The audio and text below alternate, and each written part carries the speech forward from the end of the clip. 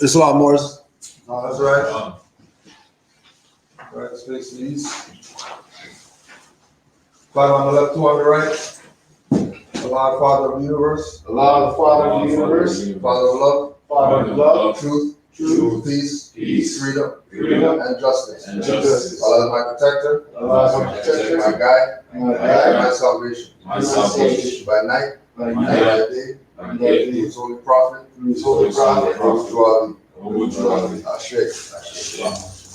Islam. Just read our readings to be read every meeting. The Prophet warns all Muslims, governors, ordered to read proclamation at each meeting. I hereby inform all members that they must end all radical, agitating speeches while at work, in their homes, or on the streets. We are for peace and not destruction. Stop flashing your cards at Europeans. It causes confusion. Remember, your card is for your salvation. Failure to obey these orders will be of severe consequence. We are for love, truth, peace, freedom, and when these principles are violated, justice must then take its course. Any member or group of members who hold malicious feelings toward the temple or the prophet or violate the divine covenant of the Moorish movement will receive their reward from Allah for their unjust deeds.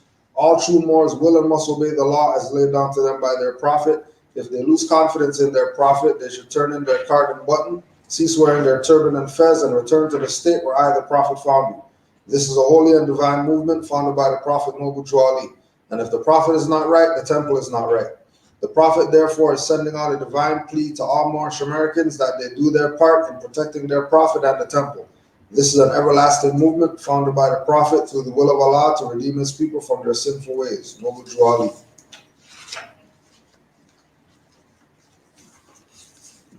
To be proclaimed at every meeting. Islam. I am glad to know that I have a few faithful Moors among you all, and I desire for them to know the truth and the divine truth. There is a host of jealousy about me and the movement now by the same people of our side of the nation that claim that I was only a joke and unreal. But now, since they have found out from the government officials and the nations of the earth that this is the only sole foundation that all Asiatics must depend upon for their earthly salvation as American citizens, they are working every scheme that they can to disqualify me so they may take charge of the situation. I have notified all these things to you long ago in the past. It is through the faithful Moors that attribute to the movement and uplifting funds. The ones that paid their divine respect to me and the movement will be remembered. That is why I am calling upon all faithful Moors to increase their faithfulness to me, your prophet, and your divine Moorish movement. I need finance, and I need it badly. Never before have I needed finance so badly as I do at present, so I can shove aside the discord that is facing the nation. It all comes through jealousy because of my fame and nobility. The nations of the world will not recognize the movement without I, the prophet, being head. It has been proven by my works which I have performed in the past few years. Prophet Noble Ali. To the members of the Moorish Science Temple of America, Islam. This is the instruction from your Prophet Noble Ali. Be faithful unto your forefathers' divine and national creed, that you would be blessed for your good deeds that you sow in the flesh. Allah is the one that judges the world, and his judgment is now on, but the weak can comprehend it not. The end of time is drawing near, so says Allah to his divine prophet, I Noble Ali. And that's why many hearts have been turned to stone. Many have eyes to see and cannot see, ears to hear but cannot hear, lest they will be confounded of their sins. These are trying hours now, dear Moors, and every evil spirit is moving, and they are trying every weak mind to overthrow and drag out the true foundation that has been laid, and to cause confusion in the minds of the ones that do believe. But if you have the true love of Allah and the spirit of your forefathers, you fear not what you hear or see, but would sacrifice the utmost of your very life to protect your movement and your prophet. Watch your enemies, dear Moors. Your enemies are the ones that speak against your prophet and ridicule him to the very lowest. The ones that speak against your divine and national principles of your temples, act accordingly, and Allah would bless you for your good work. Peace, your divine prophet, Noble Ali. Islam. Happy Holy Day, Moors, and welcome to the House of Reawakening Mind. We exist to provide for exploration and practice of spirituality in an enlightened community dedicated to honoring the myriad of sacred pathways to the universal creator. As such, we are a holistic center for spiritual grounding, free thought, self-discovery, and Moorish science, an awakening experience for all ages. Tonight, we are pleased once again to have back with us after his trip to Khalifa territory, our very own National Grand Sheikh Tarik Bey. Let's receive him. Thank you.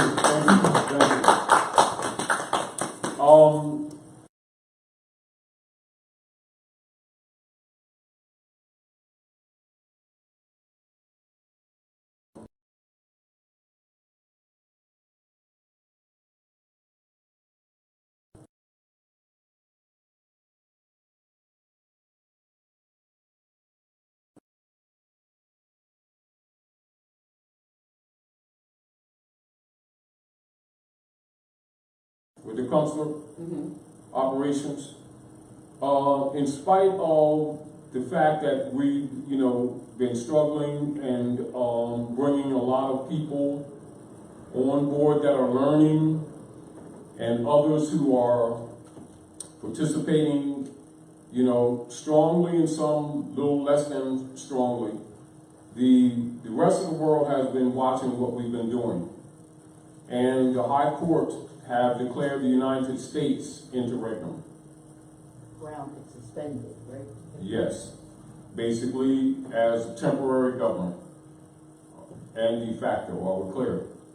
That's why the legitimate government is not operative. And basically what it's in an indirect acknowledgement is that we are the government. Are we clear? And this goes for your information because we have a lot of people on our side of the nation that have been some of the major trolls working against us with the enforcement of Article 3, Section 2 of the Constitution for the United States, which is the proper platform for diversity of citizenship and diversity of nationality. And as soon as you got a nationality card, by virtue of allegiance to the Moorish Divine National Movement and the enforcement of the Constitution as declared by right of law, by hereditament of us being Moorish Americans, and reinforced by Noble Ali when he commanded that we help in the great missionary work of enforcing that Constitution. The fact of the matter is that is the proper venue. And our communications with the occupying forces should be from a consular venue. That is the platform. Now, does it mean that we cannot make arguments with them or that we cannot communicate with them? Otherwise, what has occurred is, and this is basically what our conversation was earlier, it leaves Moorish Americans subject to municipal corporate operations because they always have to go as individual energy units without what you call proper political platform representation. They can be right as right can be, and then they bounce them around or play games with them because they know already that the proper platform is Article 3, diversity of nationality. Of course, you already know that Eisenhower shut down the consular courts, abrogated Article 3, 54, 55, 56, when they were started promoting the 14th Amendment Negro marching reverence to get our people to agree to be Negro citizens, which made them stop. So we don't need to go into that. While those platforms appeared to be working in our interest, they were actually counter to the interest of the people altogether. Now, so one of the things that I wanted to do is to remind the people that many of the de facto legislation that has been taking place since 1861 is all designed and constructed under feudal law operations. And that's a fact. And I know, and I trust that the people would come to the realization that many people who should have been telling them these things have deliberately not told them so that they could keep the water muddy, if you get the point. Because many people, corporate entities, people who own corporate entities have been living off of our virtues and living off our birthright. And so, by virtue of political necessity, they have promoted this idea that if someone from some corporate operation, say in another city or town, mistreat you, that's unique to them. And, you know, this corporate operation over here is not related to that. They all are. That's what you must understand.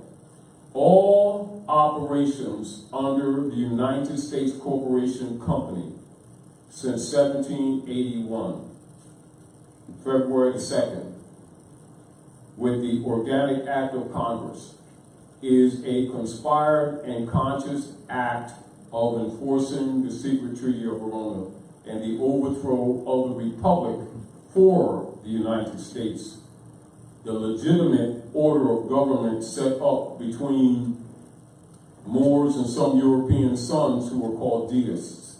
Some of those deists you're familiar with. One of the few of the deist names are Thomas Jefferson, John Adams, Benjamin Franklin, etc., who were under the protection of Sidi Muhammad, Emperor of Morocco, as ministers plenipotentiary, with the adoption and signing of the major part of the treaty between Great Britain, i.e. the United States, and the Moroccan Empire at the North Gate, or the headline, or what you call the heartland of the Moroccan Empire, which is North America. And with that treaty, finalization in 1786, comes the agreement of what is called the Northwest Territories, or the Ordinance of 1787. So now 1787, that's the agreement on how the governing operations would be taking place at the North Gate, or the Northwest Territories, i.e.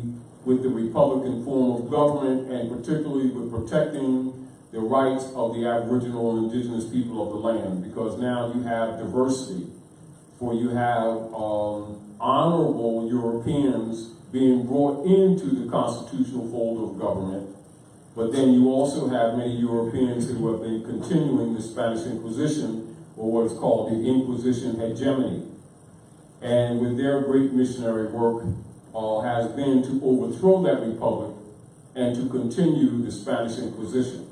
So a lot of times when people are looking at history at North America under the United States Corporation, they do not know the refined political motivations and modus operandi. Much of the social and economic abuses that our people have been experiencing for these few generations, for the last 150 or so years, under the subcategory of what they're calling slavery, which is connotative, must be properly understood. And so there's a concept, due to the reconstruction of history, of a disconnect that the people have with the land. And there's a disconnect that they have with their obligation to enforce that Constitution, in spite of the fact of the German Dutchmen shutting down or abrogating Article 3 courts. And a lot of times when you see people who are becoming conscious of the ingrained corruption, they will make emphasis on the abrogation of the Gold Clause, Article 1, Section 10 of the Constitution for the United States, and restructuring of it under the Franciscan Brotherhood with the Constitution of the United States, which is actually a private corporate agreement that has no allowance whatsoever for the rights or the liberties of the people of the land. Although that Constitution seems similar, that is not the Constitution for the United States. And persons who have interest in maintaining the corruption logically will not bring this subject up, even though they're aware of it. Including many people that have come into the Moorish Divine National Movement under Prophet Noble since 1910, and solidified in political operations in 1913, will de-emphasize these important facts that I'm saying right now, including the fact that the Moorish Divine National Movement under Prophet Noble was the first serious political platform to counteract the Roman Inquisition hegemony operations in the Western Hemisphere. And which is why Islam has been openly spoken of since Drew Ali.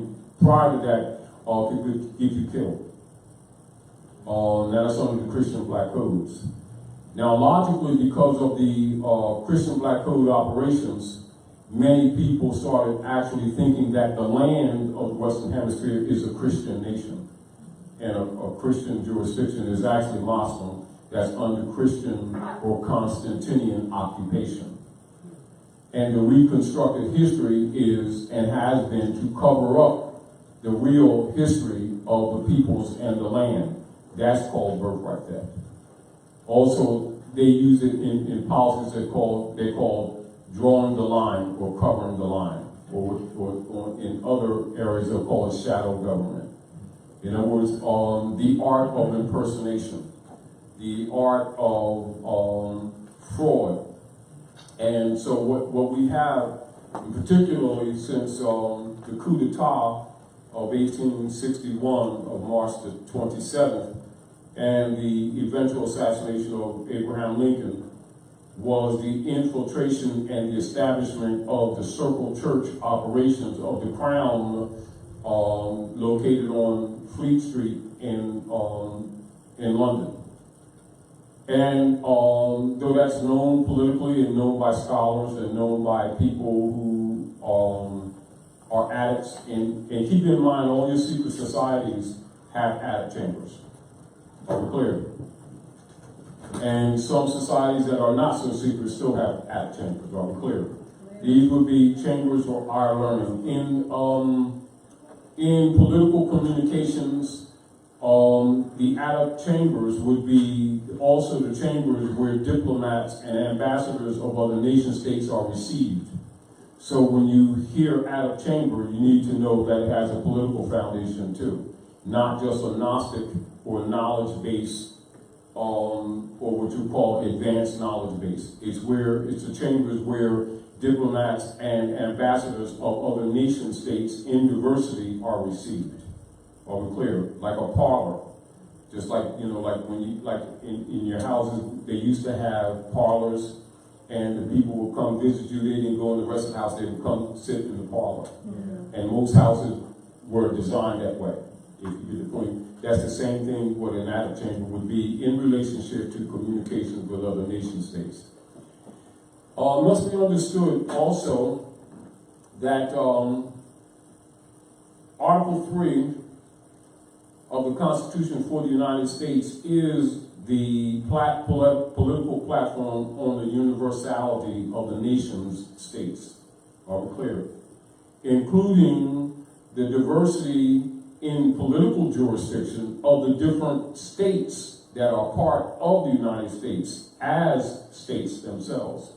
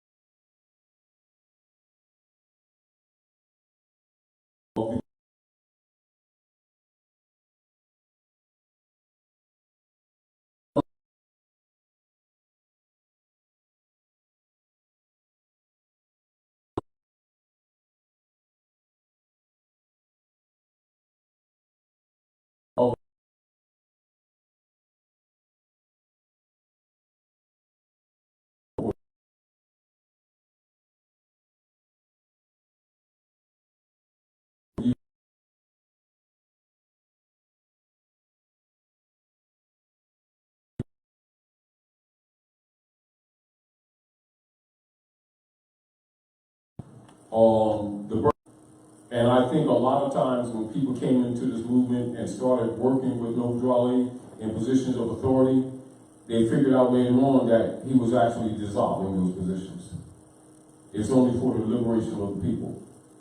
In other words, when you really study a lot of the dispensations of his philosophies, the directions and instructions that he presents to the people is to bring them to the position of placing their own hand in Allah's hand without the middleman. And a lot of people who began to recognize that, who had some positions of power, were not too pleased with that, because they wanted to do reverse church things with the temples. And they wanted, to continue the sucking of the people, or what is called stealing the widow's pennies, practices that have been typical in all dogma orders that they call religious orders. And as a reminder to you, the masses have not been given religion anyway. They've been given emotional philosophy of clubisms that actually teach divisions amongst humanity, and they're called sects, and they're called denominations. They're really dividing the truth up for the purpose of the priesthood lining their pockets and securing economic, social, and political basis, while they themselves in secret met and actually served the Pope of Rome while pretending to love Jesus, God, Allah type thing, and they would play with the people whatever flavor of mental midgetry they were into. And then whatever subdivisional section of whatever sect that they agreed to, and then you have to paint this picture of this imagery that you had to so-called fulfill. Absent of knowledge. But imagery, yes, no knowledge, if you get the point. Meanwhile, the rulers of the political rulers and the priesthood was constantly feeding off the people. And the problems that the people suffered would never be solved. It was always one of these days, tomorrow, in God's time. You're not ready for this, but you need to know the Lord. But then when you ask, well, you're not ready, but it's the game that continues from generation to generation. Study. And it's called diversion, how they say, rights delayed or rights denied. And so Drawley brought us back a knowledge of our nationality and our birthrights and commanded for us to study. And of course, when you begin to study, you start finding out that your concepts are all wrong. And also you start finding out that the concept that you start thinking that you know when you come into this movement are all wrong. Uncomfortably. But one of the reasons I wanted to present this to you, because actually it was a short article on the U.S. bankruptcy that's available on the internet. And what I did, I saw that it was the typical thing where some European scholars telling some of the history of the corruption. So what I did, I just took the core of the article and I expanded on it and told the truth that he was hiding from it. All right, so we're going to get into this. All right, now I'm going to dim these just so that the people can read this on your camera. So I'm going to dim the light just for a minute. So we can go through this. No, I got it over here.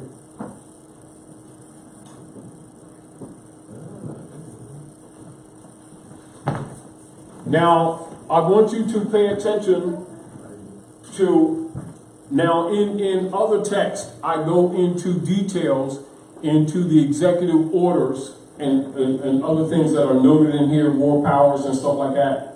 So, but for tonight and for your own sake, you can do a little research on it. Now, as I go into the congressional records, I'm going to, interject some of the more crude things that they comfortably leave out.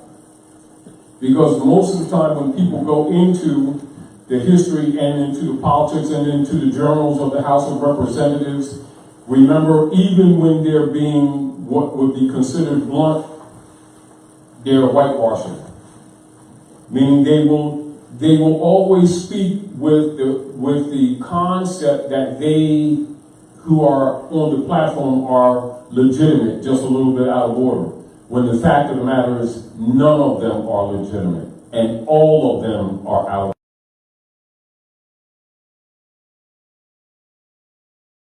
order. This is one of the uncomfortable things that I find, and it's interesting, and this is back to what we were talking earlier, when we were talking about jurisdiction and concepts about jurisdiction. Like, for instance, you can talk to the people about de jure distinguished from de facto, and intellectually, with the definitions, they will agree and not dispute.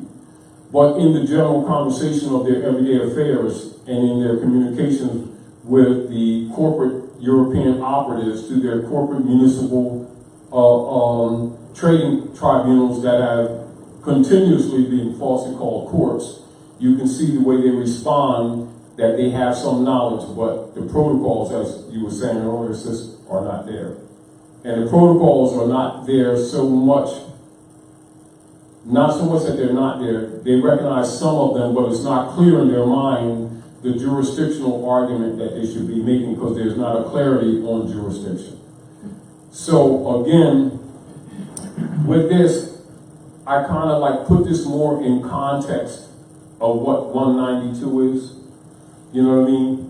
Because we've talked about this before, but I think a lot of things, the secondary or footnote arguments, should be interjected into the text, as opposed to, you know, starring out and then going to some footnote to make a reference, and then you still don't get it.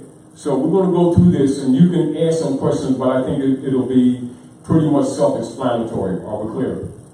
All right. Now, in the matters of House Joint Resolution 192, 73rd Congress in session June the 5th, 1933, U.S. bankruptcy, martial law has been in effect since then. So you first must understand that martial law has been operating here openly and officially since 1933, right? Right? Now, I'm going to explain something to you. And this is back to where we need to understand the concept of what we're arguing, and when a lot of things that we present here at the House of Reawakening Minds. See, a thinking person, once you understand some of the things we've exposed to you, you know that the martial law has been in operation since the coup d'etat and assassination of Abraham Lincoln. Do you see what I'm saying to you? Now, emphasis is put on Franklin Delano Roosevelt's administration because the information about him pledging the birth certificates to back the United States corporation debt and the stealing of the gold of the people, and then transferring the gold coins to the bankers and to members of the chancery. They'll just say the congressman, and they'll just use his name as a cover, and then investing at $35 an ounce into the gold, stealing people's gold and then putting them in poverty, and then calling the bank holiday, when actually it was Inquisition operations where the Europeans have been, as they always have been, stealing our gold. Well, because the people looking at him as their president, this concept of that they're dealing with a legitimate government that happens to have some problems is the diversion. Are we clear? When you know the real politics, all of that is a diversion. Franklin Delano Roosevelt is an Inquisition operative, and they're continuing the Spanish Inquisition of bleeding the country dry. You must know that the country, when you're dealing with the politics, are the Moors or Muslims under attack by Constantinians who are under the guise of Christians. And that the Spanish Inquisition is continuing and is veiled in the political operations of the U.S. government, which has multiple corporate shells since 71. Are we clear? Now, these are the facts that are known by all Masons, all Illuminati, all Eastern Stars, all people in any secret society, and definitely all of your politicians. And while we've been saying these things to people, what I choose to do with this article that I found and that I rewrote and started pulling out the veiled information is to give you or share with you a more clear concept on how you should be thinking about these politicians. Are we clear?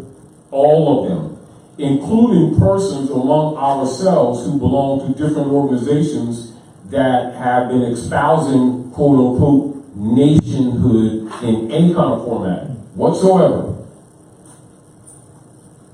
what they have been doing with that and what they have not been doing with that. I'm not going to say to you what they are or have been and have not been. That's up to you to use your reasoning. But this is shared with you to, although many of you are kind of up on this, for a lot of people and a lot of listeners to become a little bit more sophisticated in the politics, because you absolutely need to be. And this is what I recognize.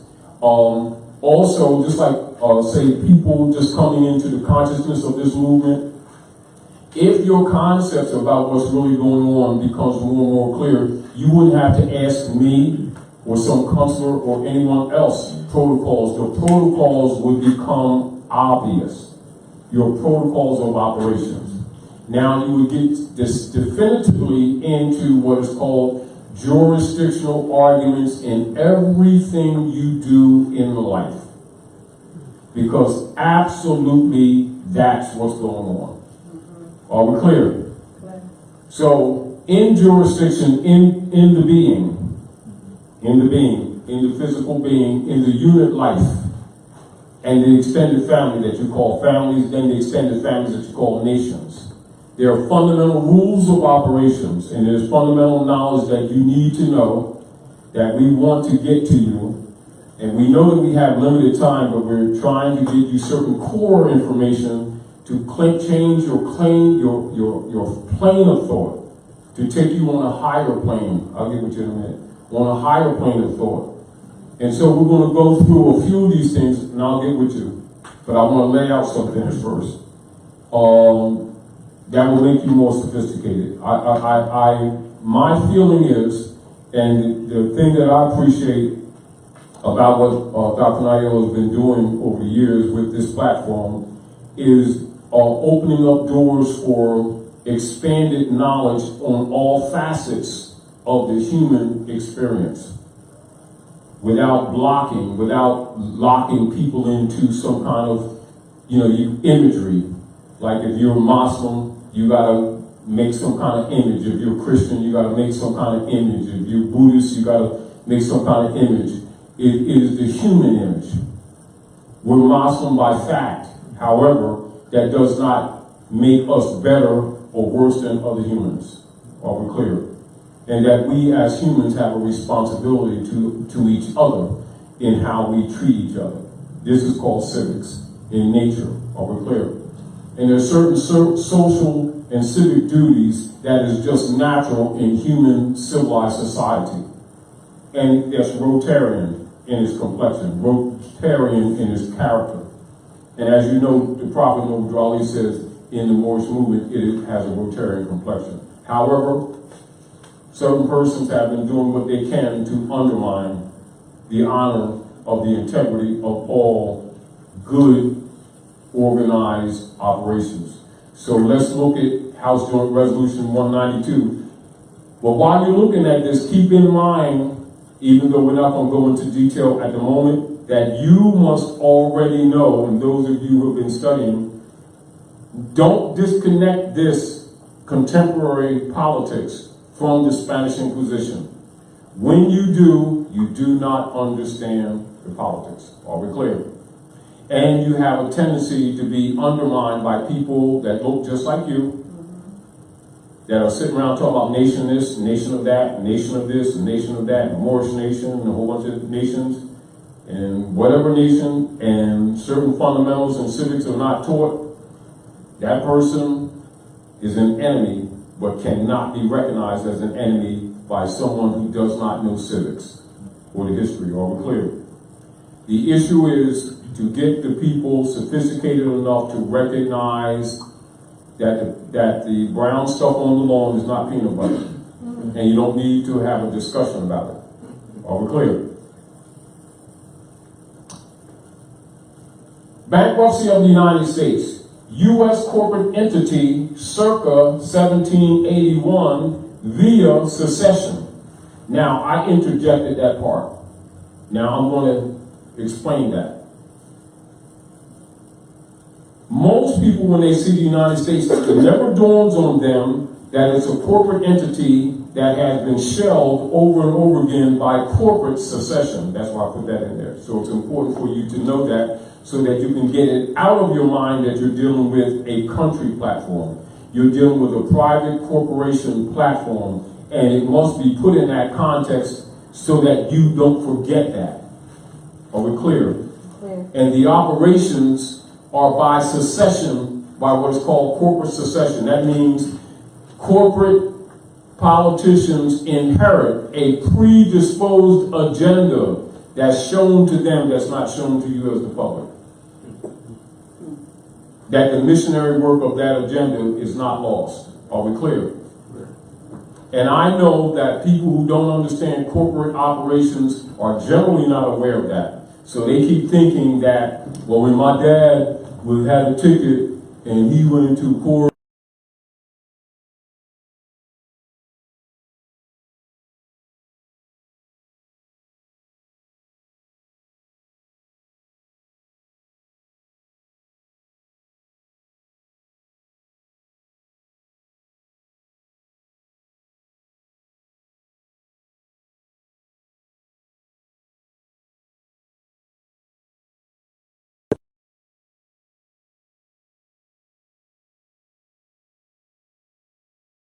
who they project.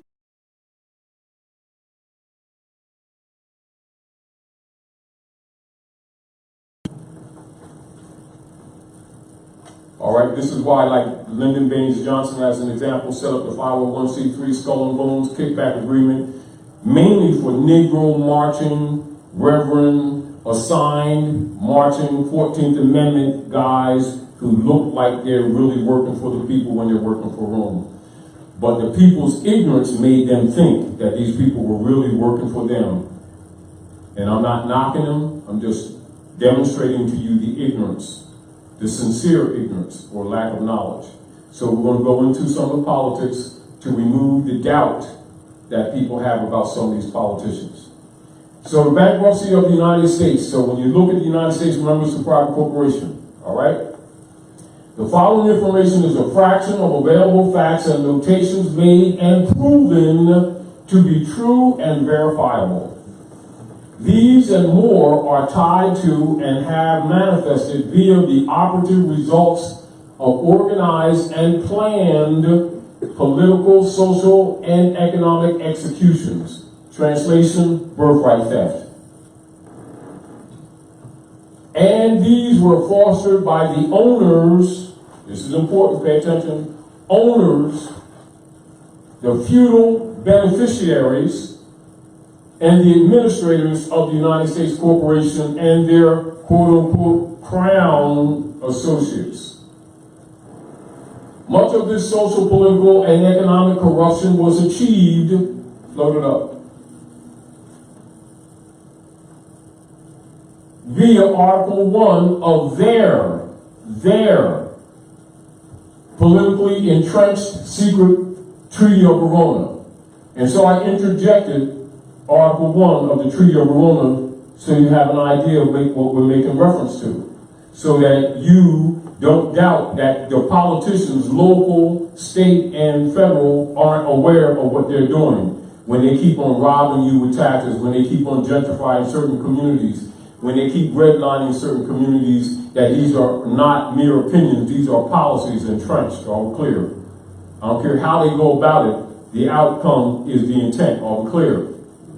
Article 1, the high contracting powers being convinced that the system of representative government is equally as incompatible with the monarchical principles as the maxim of the sovereignty of the people with the divine right engaged mutually in the most solemn manner to use all that their efforts to put an end to the system of representative governments in whatever country it may exist in Europe, and to prevent it being introduced in those countries where it is not yet known. That's the missionary work of the Bar Association.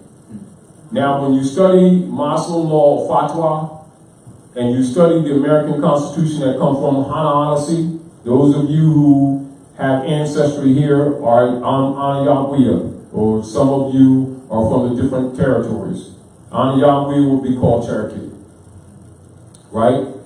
So the honesty, that is the northern part of North America. That would be Canaanland, which you call Canada, the northern part of what you call now the United States, down to the upper part of Pennsylvania, New York, etc. And on the lower, usually from Jersey, from around here in Delaware with the Nonocoke, and in Philly, and in this area, from this line down with the Lenape, etc., and the Cherokee, etc., or you would be called us Powhatan Confederation.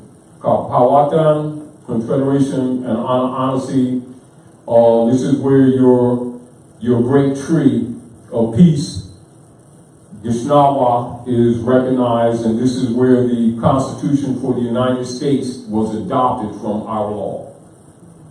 Are we clear?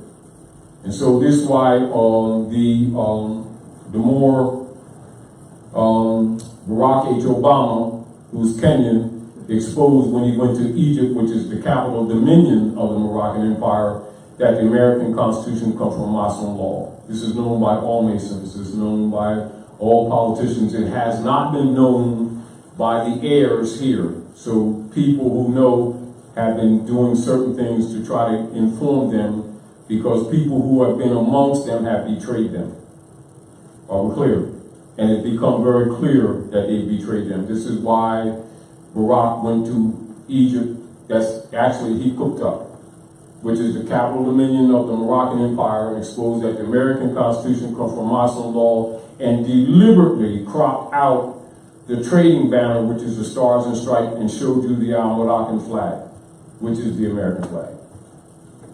All right, that's to back up what was said and what's going on in the broader political spectrum that many of the people here are not aware of, because they've been controlled by what is called mainstream media, and by persons who have been assigned as leadership among them, talking nation this and nation that, but not teaching nationality.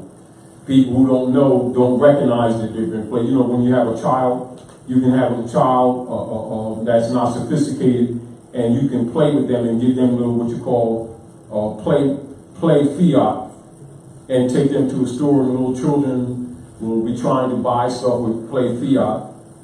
You know, even though the fiat that you would give them is still fiat, if you get the point, they wouldn't know the difference. And what's been happening in North America is that the Muslims of North America, who have been held under the Negro black colored brand system, number one, have not really been taught the science of Islam. They've been taught Islam ritual, and a lot of the, what you call hadith, or principles, which is good. But the science, they have not been taught. And so what's happened is that Muslims have been abused under the Christian black codes, whether they're conscious or not, whether they're within the order of their honor of their mothers and fathers or not. They've been subject to the European colonial operations without remedy whatsoever, while both Europeans and marching, praying, you know, Asiatics in the name of Islam or Christianity or anything, with all these promises always empty, you know, wearing nice expensive suits at the expense of the poor, while the national principles that are supposed to protect the people have not been enforced. Are we clear? So we're back to Article 3, consular venue of diversity, that should have been enforced decades ago. So again, this will give you an insight on that these people are absolutely conscious, all right? So directly connected to these earlier designed covert and overt war agreements, those are war agreements, this is what must be understood, to overthrow all republic governments was the successful coup d'etat directed to neutralize and to assassinate Abraham Lincoln. That's the 1860s, all right? So when one takes into consideration the current negative conditions existing via the corrupt politics and social order at North America 2000s, the aforesaid must be viewed and recognized as a foundational backdrop. And the reason I put that in that context, because you being Moorish Americans and coming to a venue like this House of Reawakening Minds, you must be reminded that you are being given information in such a manner, because we don't want you to think what you call tunnel levels, or what you call surface level. You must start exercising your mind to think on multiple levels at one time. That's not abnormal.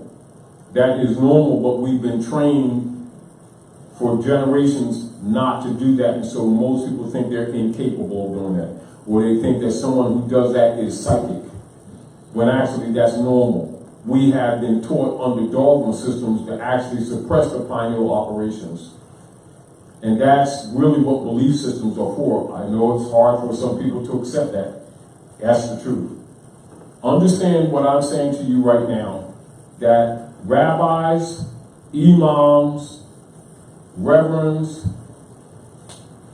people in your higher degrees of masonry and pastors, etc., do not in their personal life practice what they promote to the masses who pay the bills. Don't mean they don't say those things beautifully and artfully. That's not the life they live. Are we clear? Clear. They never live what they preach. They live on a total different level. Are we clear? Clear. At the expense of the poor. The liberating of the poor is to start letting the poor know some of the cards that they play. Because the poor will defend them, thinking that you're attacking God.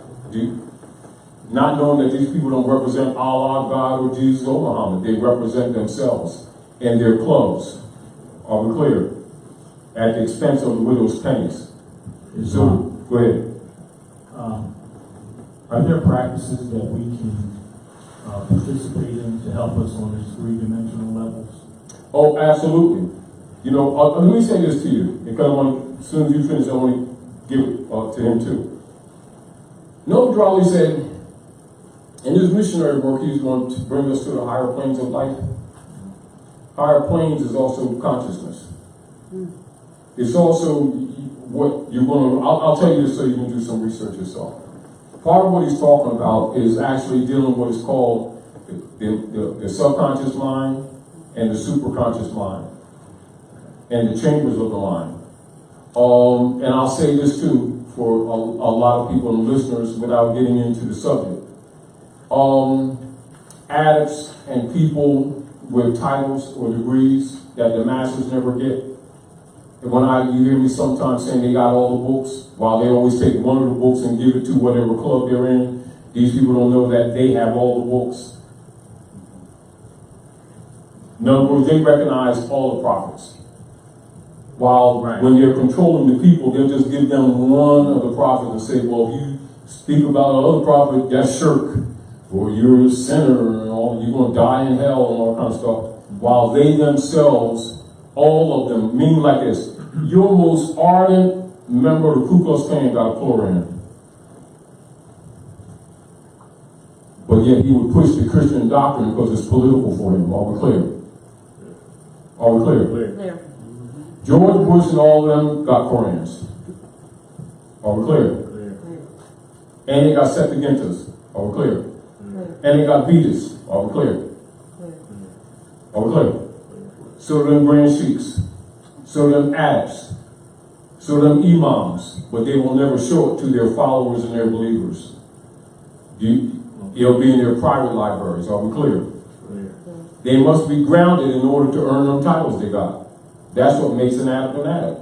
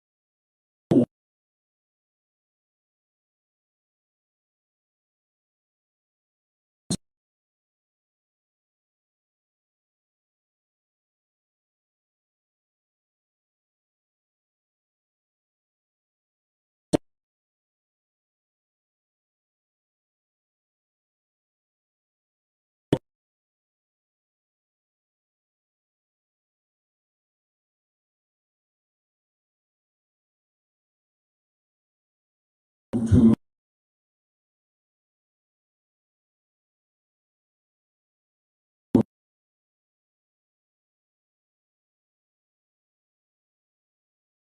somebody subjugate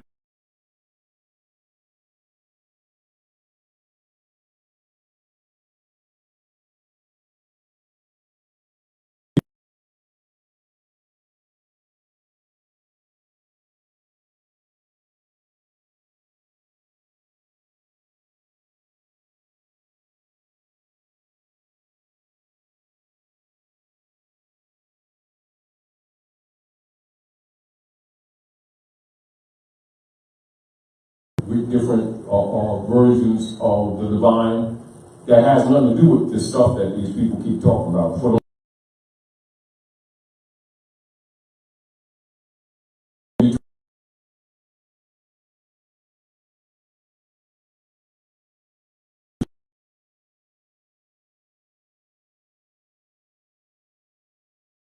keeping the masses,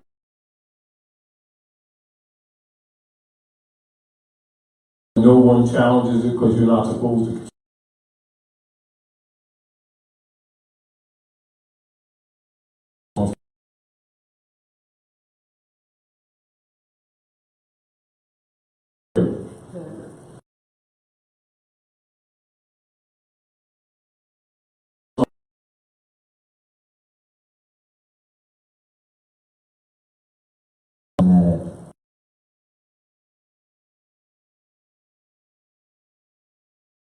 Also in what is called the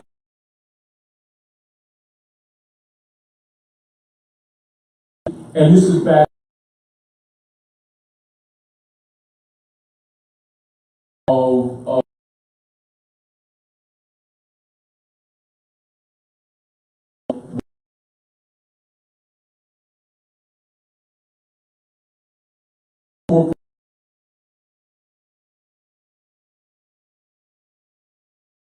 moral level. They're all feudal and de facto. And I think what people have been doing, what they apparently have been doing, is keep measuring their experiences that they have in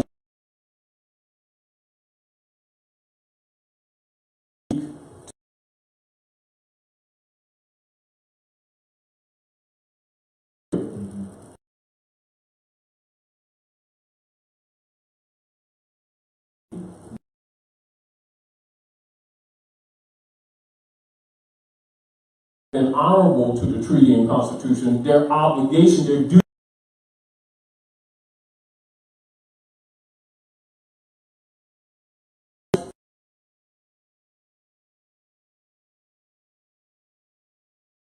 Leaving their job and come saying, well,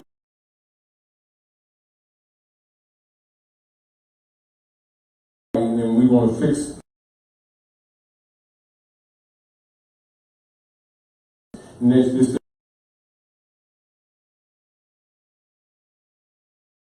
outside the constitutional fold of government for so many generations, there's a mentality among the people that they don't have a right to their birthright.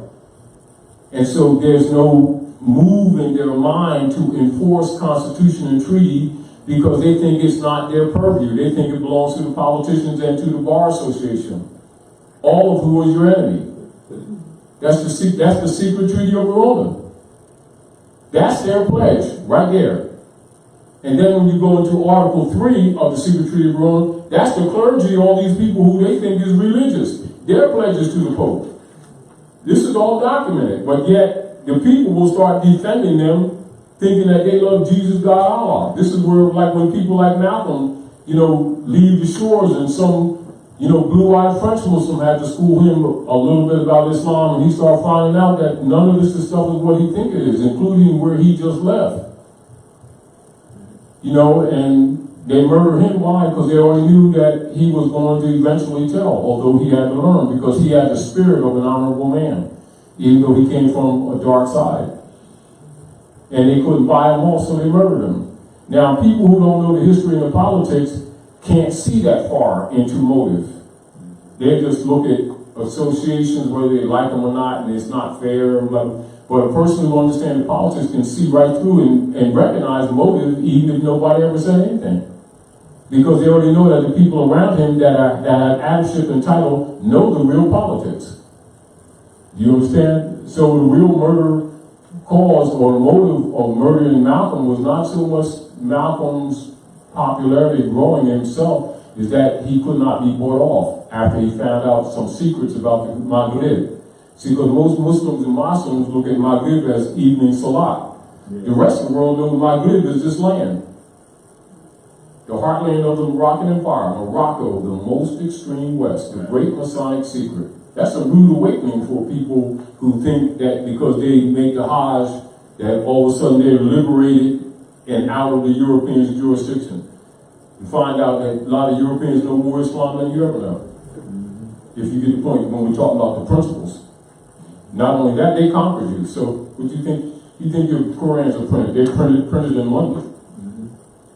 Do you understand what I'm saying? And it's not to be looked at necessarily as a negative, but don't, people shouldn't be arrogant and think they got this thing covered, because they don't have it covered. And their political and economic condition is all the truth that they should need. You don't need to argue them, but yet they'll defend it like we got this beautiful salvation of the Lordness that nobody else got. Our families are all broke up. IRS takes our stuff whenever they feel like it. They gentrify our communities with all of our salvation that we claim. So we need to stop being hypocrites and start getting real. So my issue is, and via a lot of things that I deal with, is that I would desire that the people will start being honest with themselves, because divine nature will aid us when we stop being hypocrites. She will, and we can start getting a lot of remedy if we would stop being hypocrites that we are. But we've been protecting the institutions that we've been a part of. In other words, we don't identify with our bloodline. We don't identify with our pedigree. We identify with the clubs we belong to. Yeah. Do you understand? That's a violation of divine law. For the inheritance is in your bloodline. It's in the honor of your mothers and fathers from time immemorial. And even the common law that's enforced in universal constitutional principles is based in the common law. And the recognition of that is your attachment and capacity to entertain, to exercise, and to regurgitate those traditions and principles and customs of your ancient mothers and fathers from time immemorial. For it is that principle and that foundation that trumps the Roman law, that all these strawman arguments that everybody's arguing, that's where they lie, into the canon law. How do you jump that? With the common law. Isn't that simple? Why do we need to make this stuff complex? Except to tell people enforce the common law. What is the common law? It's called the Constitution. It is? Well, who said that? Noble Drew Ali said that. Then these people keep on saying they follow Noble Drew Ali's information. And you'll see that half the people that have been trolling us enforcing consular operations is people that claim to be enforcing that Constitution in the name of Noble Drew Ali, and don't even know the beginning of constitutional principles. Even when you look at the divine warning by the prophets for the nation, the opening statement is a diversity statement. And they won't even recognize their own nationality card as a diversity instrument. And it's absolutely a diversity instrument. And it serves a purpose. Now, for people who understand that, they'll understand that once you understand what that card really is, the nature of it will change right in your pocket. It doesn't change your consciousness of what it actually is changes. And it'll dawn on you how to use it. Now, but the point of it is my position in this, and I ask you for forgiveness because it's personal for me.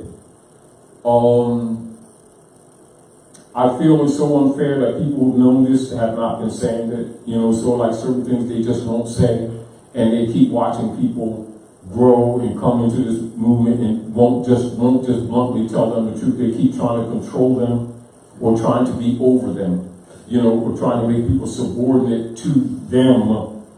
You can't do this unless you come through me type thing, unless you part of my club, of the club, inside the other club, type thing. And I reject that altogether. And of course I know it pisses some people off about me, but I don't feel as though I owe them anything other than, other than the fact that most Americans go, cool. You ain't out here in the hedges and the highways starting to lift these people up. To me, they're enemies to the cause. Because people keep going to the grave with this information, and our people are suffering dearly. You know what I mean?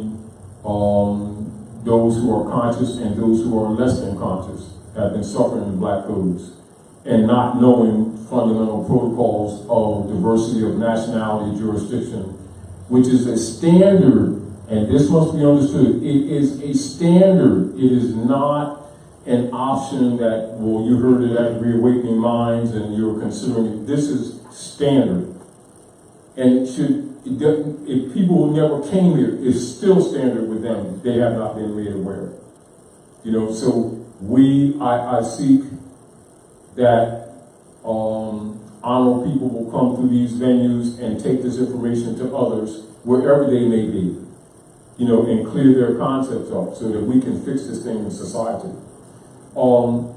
However, what must be understood is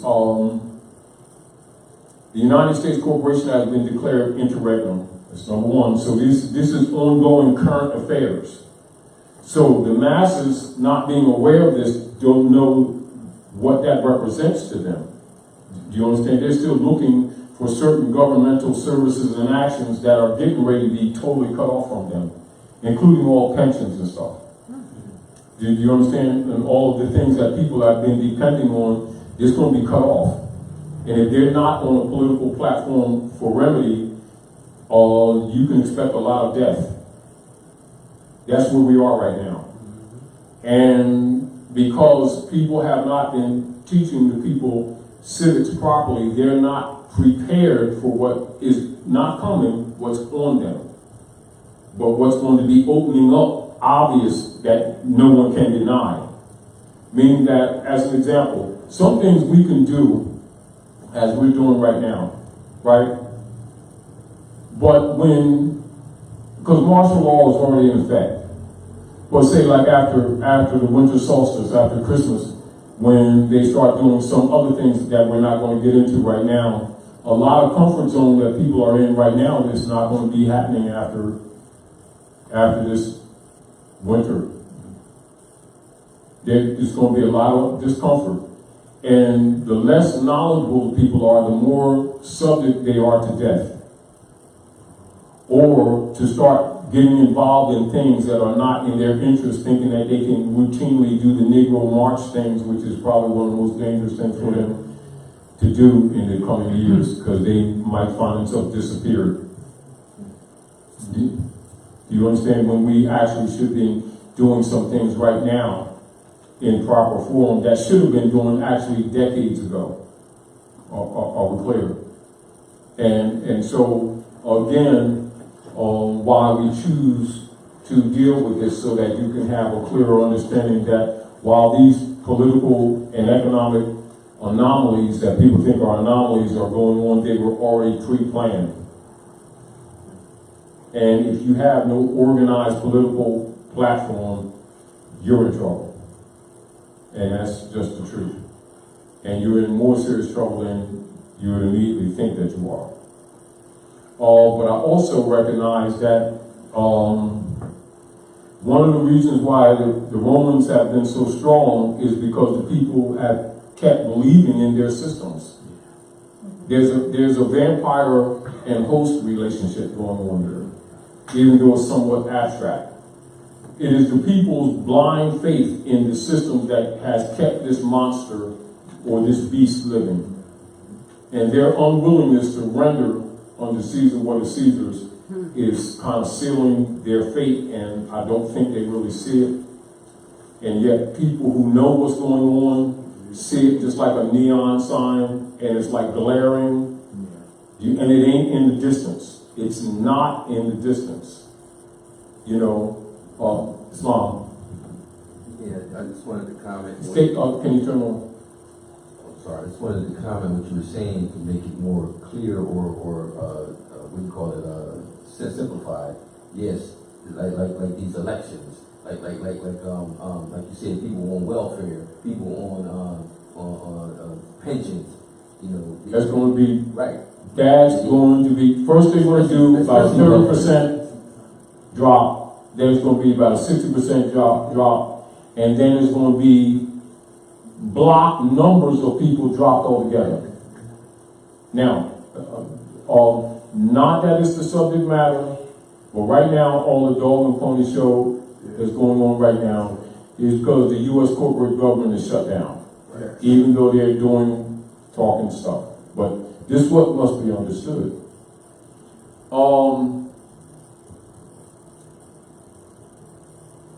The dark side of the priesthood still controls the financial system, even though the Manchurian order and others are trying to, or setting up, in fact, a more equitable system.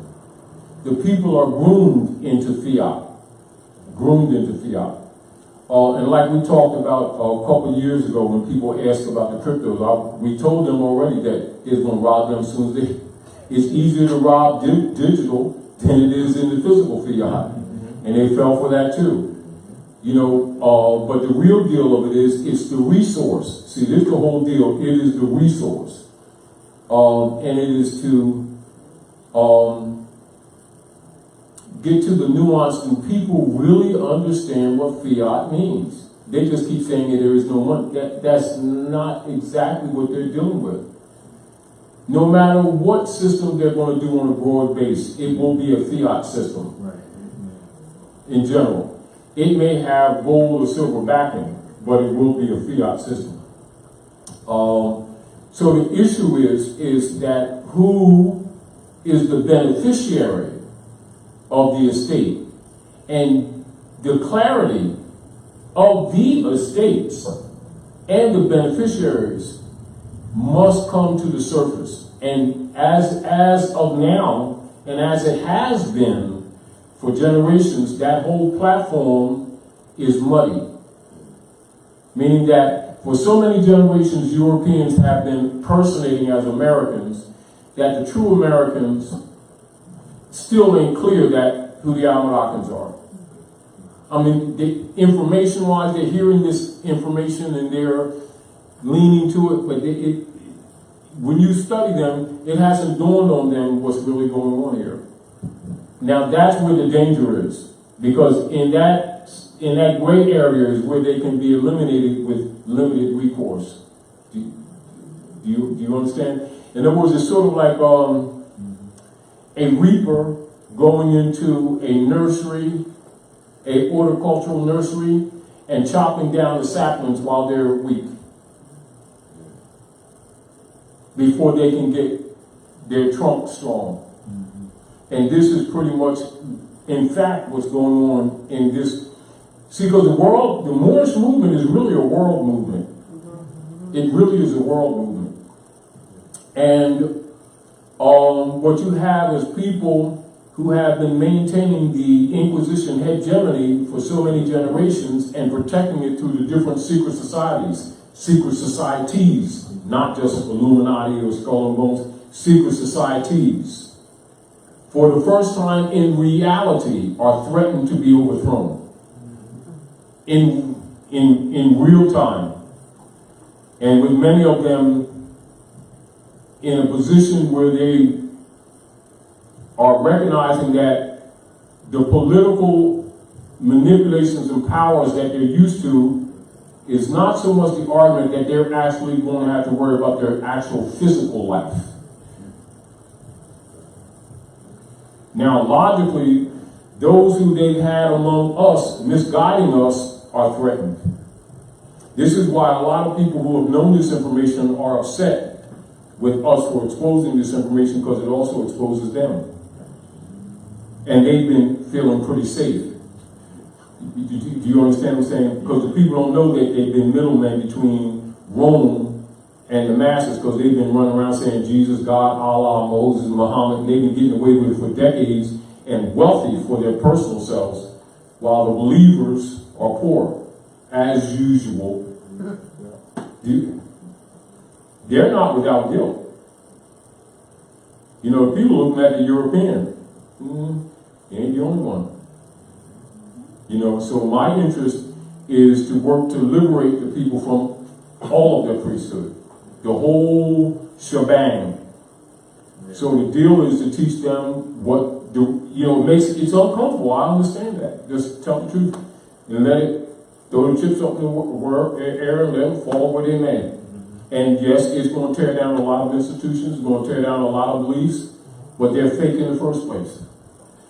It's just that people think they're real. However, families are being destroyed. Families have been destroyed. Half these people, when you look at the youth that they keep on saying they love the youth, half the youth don't even know that, like when we go in our communities and we see our youth, they're not getting any decent jobs. They're working at, little food service places, being underpaid, can't even afford cars and stuff like that, catching buses and stuff. Most of them don't even know that their great-grandmother had acres of land that was stolen that they should be inherited right now instead of working at Mickey D's.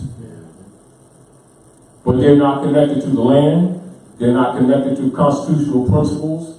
They don't know anything about hereditaments. They don't know anything that they've been buying and selling in another man's name and that they're automatically wards of the state because nobody's been teaching them anything. But they do know that they've been poor and suffering. And all they see is drugs, jail, and blunts. And that's been what they're groomed in. The old heads or our generations have pretty much sold them out, if you get the point. And they're miserable and we keep telling them to pray. And all they see is death, drugs, and broken families. We talk about the real world. Little do they know but this is what those who are ruling know. If the minds of them people change, the whole atmosphere changes. That's what they're really fearing. That's what they're really fearing. See, because number one, work is good for us. However, we don't need to work. Let's get this very clear. Work is good for us, and I ain't against work. These people have no idea the wealth that belongs to them that has been held back. They don't need to work. This is another thing that they don't want these people to find out. Because if they found this out, some of these middlemen that's been doing salami baloney all these years between them, they might choke the air out of them immediately for having been blocking this information. And sitting around talking nation and never teaching nationality or the truth behind it. See, they've been talking nationhood and nationality and not teaching nationality. Really haven't. Because you got to go into the civics. Because that's where the birthright has been stolen. And that's where it's going to be reclaimed. Because your state of mind must change, your language must change, and what you talk about must change. Because you must be declared competent heir to receive any benefit of heirship. And so the whole platform of where we've been going in the direction of our energy output has to be almost like dumped. Not with arrogance, but with intelligence. Islam says.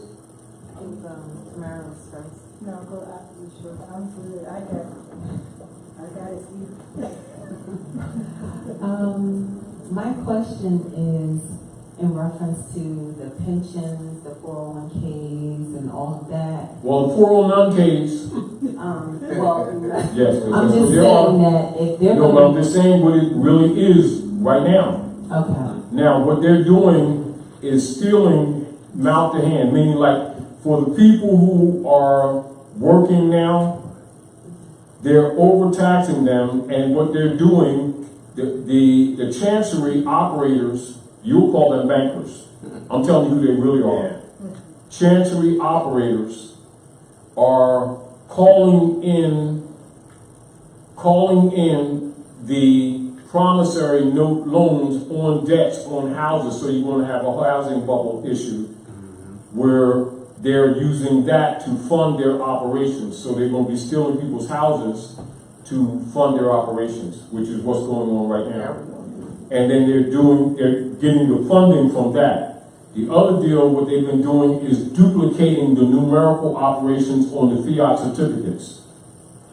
Now, what has happened is with the Manchurians and others have been put on notice around the world to not accept any fiat notes. They've been duplicated because they were already being disbanded. So they've already been dumping U.S. Treasury bonds, which is why you have these other problems. And they've been doing what on the surface can appear to be a good job to covering this stuff up. What I'm saying to you is that we're at a point where this stuff can no longer be covered up and it's going to bust wide open. But while it's busting wide open, they're going to be doing other things to the people to divert them from this. But much of what they do to the people will be harmful. And this is where, over the years, my purpose of action has been to kind of circumvent what Rome does, because I already know what they were going to do. But I'm only one person. Do you understand what I'm saying? And all I can do is tell or say. Now the people can't see it. I can't make them see. Do you understand? But just seeing alone, the consciousness, the energy that your mind will emit will actually be a defense shield. I'm talking about how nature works. And the more people around you like that, that's how your mother protects you. You got to look at your mother cosmically as well as physically. And the principle operates exactly the same way. I just want to throw that at you. Go ahead. Okay. I have family members who are retired veterans. Yes. And this is going to, when you mention pension, they are ill, and this is going to affect them. How can I help that not happen? Now, why are we here at the House of Reawakening Minds? We here getting No, in general, just in general. Why do we do what we do here at the House of Reawakening Minds? And why is the mind being reawakening? Because man is mind. In other words, whosoever will, let him hear. Whosoever will, let him come.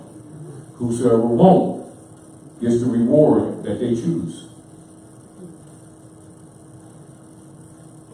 And it's just what it is. See, this is what it is. They don't Let's be nationalize. real. This is what it is. Let's get real.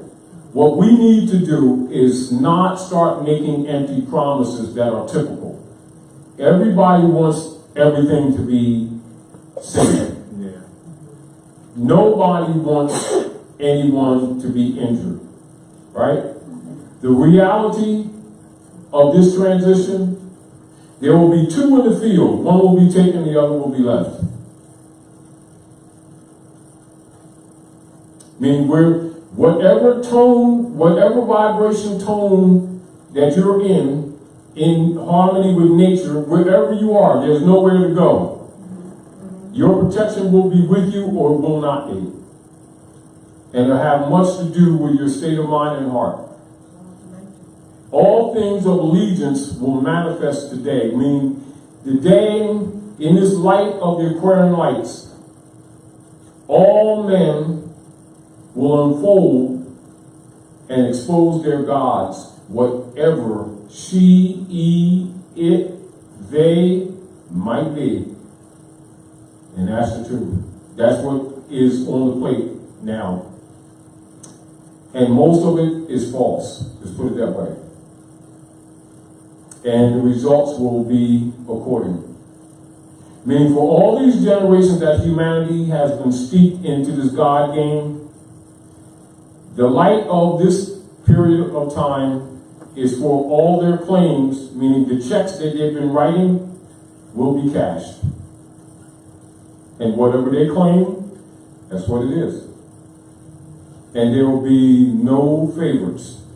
It respects neither person nor station. Wherever you're at, that's where you're at. And if you're depending on Rome, that's your God. But Rome's head's getting ready to come off. That's the truth. Now, and whoever's tied to Rome's apron strings, going downward. Now, let's look at this. In general, how many of people always boasting about this Bible and boasting about the Quran and the Wasti and the Bhagavad Gita, the Gita, etc. Right? And yet all the books that told them about the harlot, it ain't like they ain't been told. All the books in one way or another told them about Job and Job, all the parables have been told to them. It's not like they didn't know. And for those who keep on playing this Jesus game, which is the business of the popes, the one that they call Jesus, Yahshua, he says in Mark, he says, I must go away. Because if I don't go away, the Comforter will not come unto you. He's already told you that was another prophet coming after him. The priesthood told these people that he's coming back. He said, I go to my Father and you see me no more. So, they're making their choices, aren't they? Well, they're in for a rude awakening. And the issue is, where is their heart? And we ain't talking about no worship, because it ain't about worship. It's about honor to the integrity of divine law and nature. Not no worship of no church, mosque, synagogue, temple. It has nothing to do with all those concepts. It has to do with just the honor of love for life and respect for life itself, for humanity, justice, period, in the nature of the being. And this is what nature measures. She doesn't measure what labels we put on ourselves, what we claim. We can play this game all we want to. She don't recognize that. And the sooner we get that through our heads, the sooner we be decent people because we want to be decent people. That we are fair to one another because it's just right to do, not because we're looking for a taffy or a sandwich or a brownie cookie. If the character isn't there, we can play games with each other. Mother Nature don't recognize none of that. It's what it is. It is. Now, point. If it be that these people are concerned, now it be with our family members, my family members, your family members, etc., about a pension, how many of them understand the stock market upon which those derivatives that support that pension have anything to do with? How many even know about what that is? Well, them derivatives are dead. You know, so they have faith in thinking they're going to get a sandwich forever. Well, we're trying to do what we can, appealing to them to claim their estate, because they don't need that. See, this is the whole point. All of the things that they're seeking to depend on, they never needed it if they would just claim their estate. Because all of it is coming from their estate. Let me read a little bit more of this. I'm going to go down a little bit more because of time constraint. Let me read through this. But I'm going to point out a particular part, and it's going to address what I'm just telling you right now. All right? All right. So in the more recent and current state of affairs, 2014, plus there are worse economic, social, and political things to come which were and are directed against the people and against the subverted constitutional republic. The conspiring actors and their subverting of the republic have never rested in their dedicated missionary work. I mean, just because you haven't been active, they've been active, and they're constant in their activity. Are we clear? So that means being passive is dangerous. Are we clear? So the Republicans have never rested in their dedicated missionary work, and if their entrenched misprision is not put in check at North America, much more suffering is a guaranteed outcome. With that being said, we can expect the pains, the miseries, and the abuses that attend the unchecked corruption existing at every level of the de facto U.S. corporate government. If we the people don't wake up, if we don't enforce the Republic's Constitution, and if we don't seriously demand some accountability from those men and women who misrepresent themselves as our alleged servants in government, we should be held as complicit to the frauds imposed under a color of office, under a color of authority, and under a color of law. And I suggest that we're not colored people. Not at all. Study the nature of the frauds and of the attending unconstitutional issues that brought about the conspired U.S. bankruptcy with these following facts in mind. The repugnant political circumstances were not unplanned. Review the following documented information in contemplation of and in association with the preceding acts of sedition committed by an apparent dominant number of the members of all branches of a compromised governing body politic. The record shows that among the numerous acts of misprision includes the unacknowledged coup d'etat against Abraham Lincoln, which took place on March the 27th of 1861, and leading up to the act of Congress February 2nd, actually it's supposed to be 1871. That's a misprint. 1871. We just see 1781. That's supposed to be 1871. Now these acts were veiled under the public claims that made, fix that, 1871. No, I'm in a different view. I'll fix it later. Go ahead, fix it. Yeah. I'm in a different view. All right. These acts were veiled under the public claims made that expressed that the U.S. Congress adjourned sine die. That's the cover-up. Politicians and people who claim to be conscious never fall for the sine die argument. Are we clear? Although they hear it in the mainstream news. Are we clear? So, like, say for instance, if any one of you are, say, Skull and Bones, Illuminati, Masons, Eastern Stars, Shriners, Knights Templars, Knights of Malta, you know that the sine die argument is for the public. You would know it's a coup d'etat. So therefore, your mind would not be groomed in a sine die argument, although you understand that they were dissolved. You wouldn't debate that, but you would know that it's a coup d'etat, and you would not be exercising in your mind Congress adjourning sine die. You would exercise in your mind a coup d'etat and be looking at everything successive accordingly. Meaning all of your thoughts will be in that path. And all of the operative politics would be on that line, not on that other plug, in that plug on the other wall that ain't got no juice on it. But that's for the public. So the sine die argument is for the public. The coup d'etat is for all scholars, politicians, Masons, Skull and Bones, Knights Templars, Caicos, Ku Klux Klan, those who rule, who've been screwing you, including your preachers, reverends, and imams, and those with degrees who are addicts who knew this stuff all the time, but didn't do what Drawley said and take this stuff to the hedges and the highway and liberate these people from these people who are living off their virtues. And so they've been still living off your virtues because you haven't enforced that Constitution. Are we clear? Now, so the record will show that many aspects of the subverting barratry operations born among the British Accredited Registry, that's what the Bar Association is, British Accredited Registry. So when you hire a lawyer, you're hiring a British agent whose missionary work is to overthrow that republic and put you in servitude. Are we clear? Clear. So if you understand that already, how do you start operating?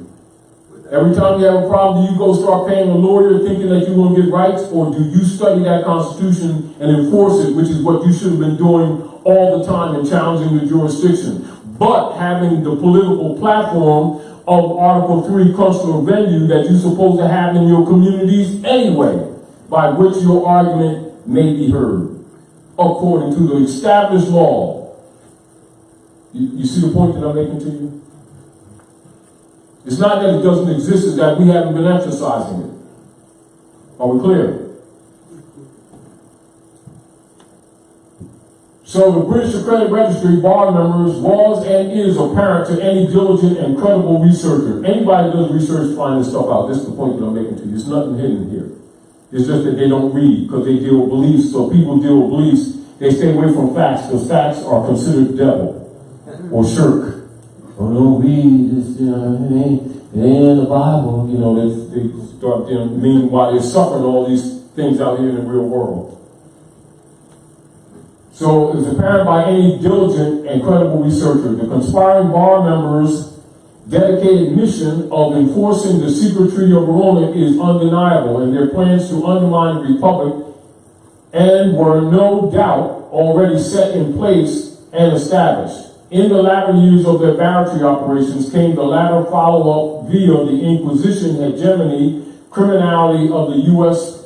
President Woodrow Wilson, his anti-constitutional administration, and their feudal law-stacked Congress. Their treasonous and culpable actions and Congress's feudal legislation acts were marked by the infamous meetings which took place on Jekyll Island, Georgia.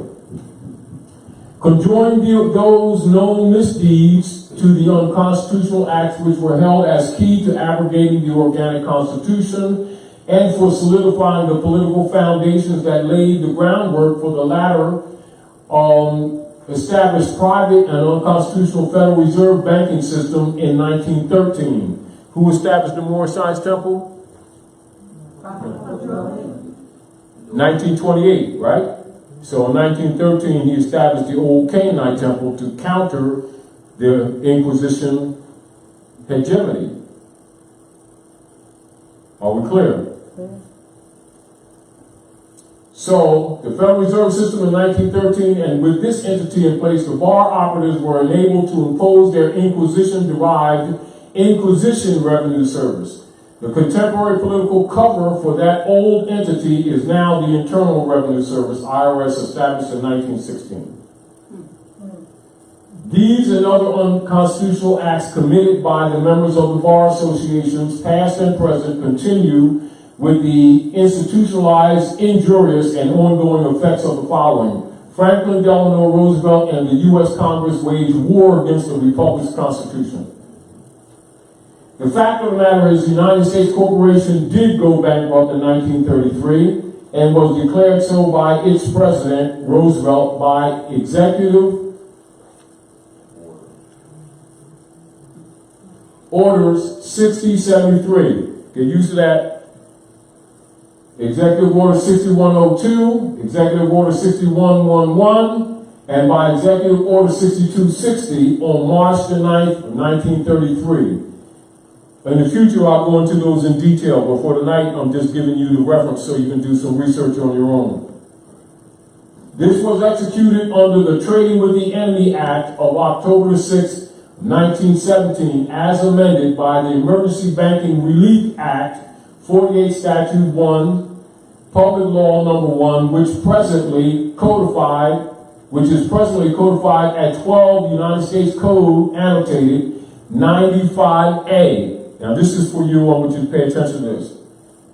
This is codified at 12 USCA 95A and confirmed at 95B. And you can confirm and verify this for yourself by reading the journals of the House of Representatives, or you may also find it on findlaw.com.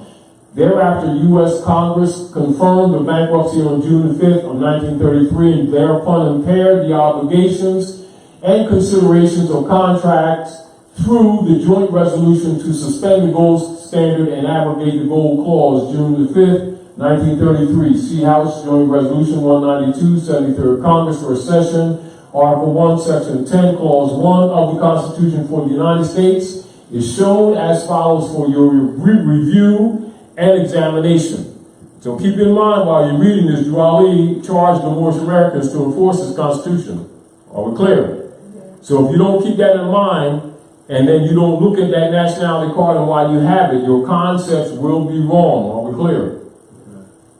Article 1, Section 10, Clause 1 of the Constitution for the United States. No state shall enter into any treaty, alliance, or confederation, grant letters of marque and reprisal, coin money, emit bills of credit, make anything but gold or silver coin, a tender in payment of debt, pass any bills of attainder, ex post facto law, or law impairing the obligation of contracts, or grant any title of nobility, all of which have been breached.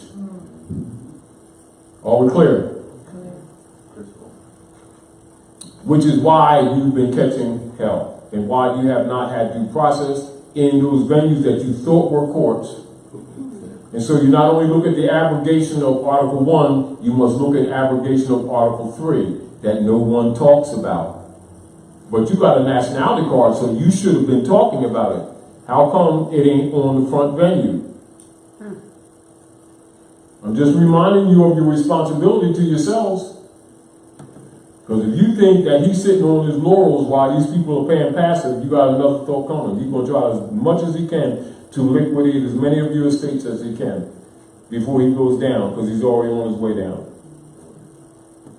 So when the courts were called upon to rule on the constitutionality of various aspects of the provisions designed to implement and complement Franklin Delano Roosevelt's Emergency Banking Relief Act of March 9, 1933, they were all found unconstitutional. In order to assure the bar's planned abrogation against the Constitution, Franklin D. Roosevelt used the presidential office to stack the courts and his and the bar's chosen obsequious members of the bench and bar. He then sent many of the cases back to the reconstructed court and reversed the former court's rulings, which declared these actions as unconstitutional. Acting repugnant to the Constitution, House Joint Resolution 192, House Joint Resolution 192, 48, Statute 112 was passed by Congress on June 5, 1933. The act impaired the obligations and considerations of contracts and declared the private for profit commercial debt notes of the Federal Reserve banks were legal tender for the payment of both public and private debt, and that the payment in gold coin was against public policy. In effect, Franklin Delano Roosevelt and the compromised Congress, U.S.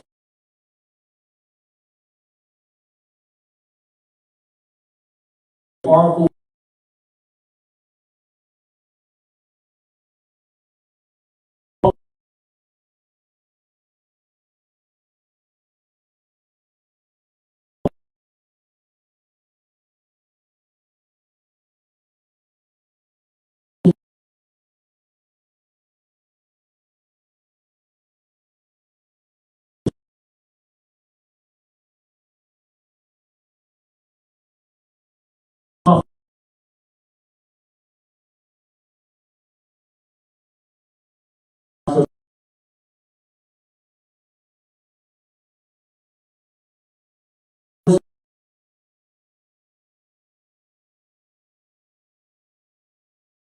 must be made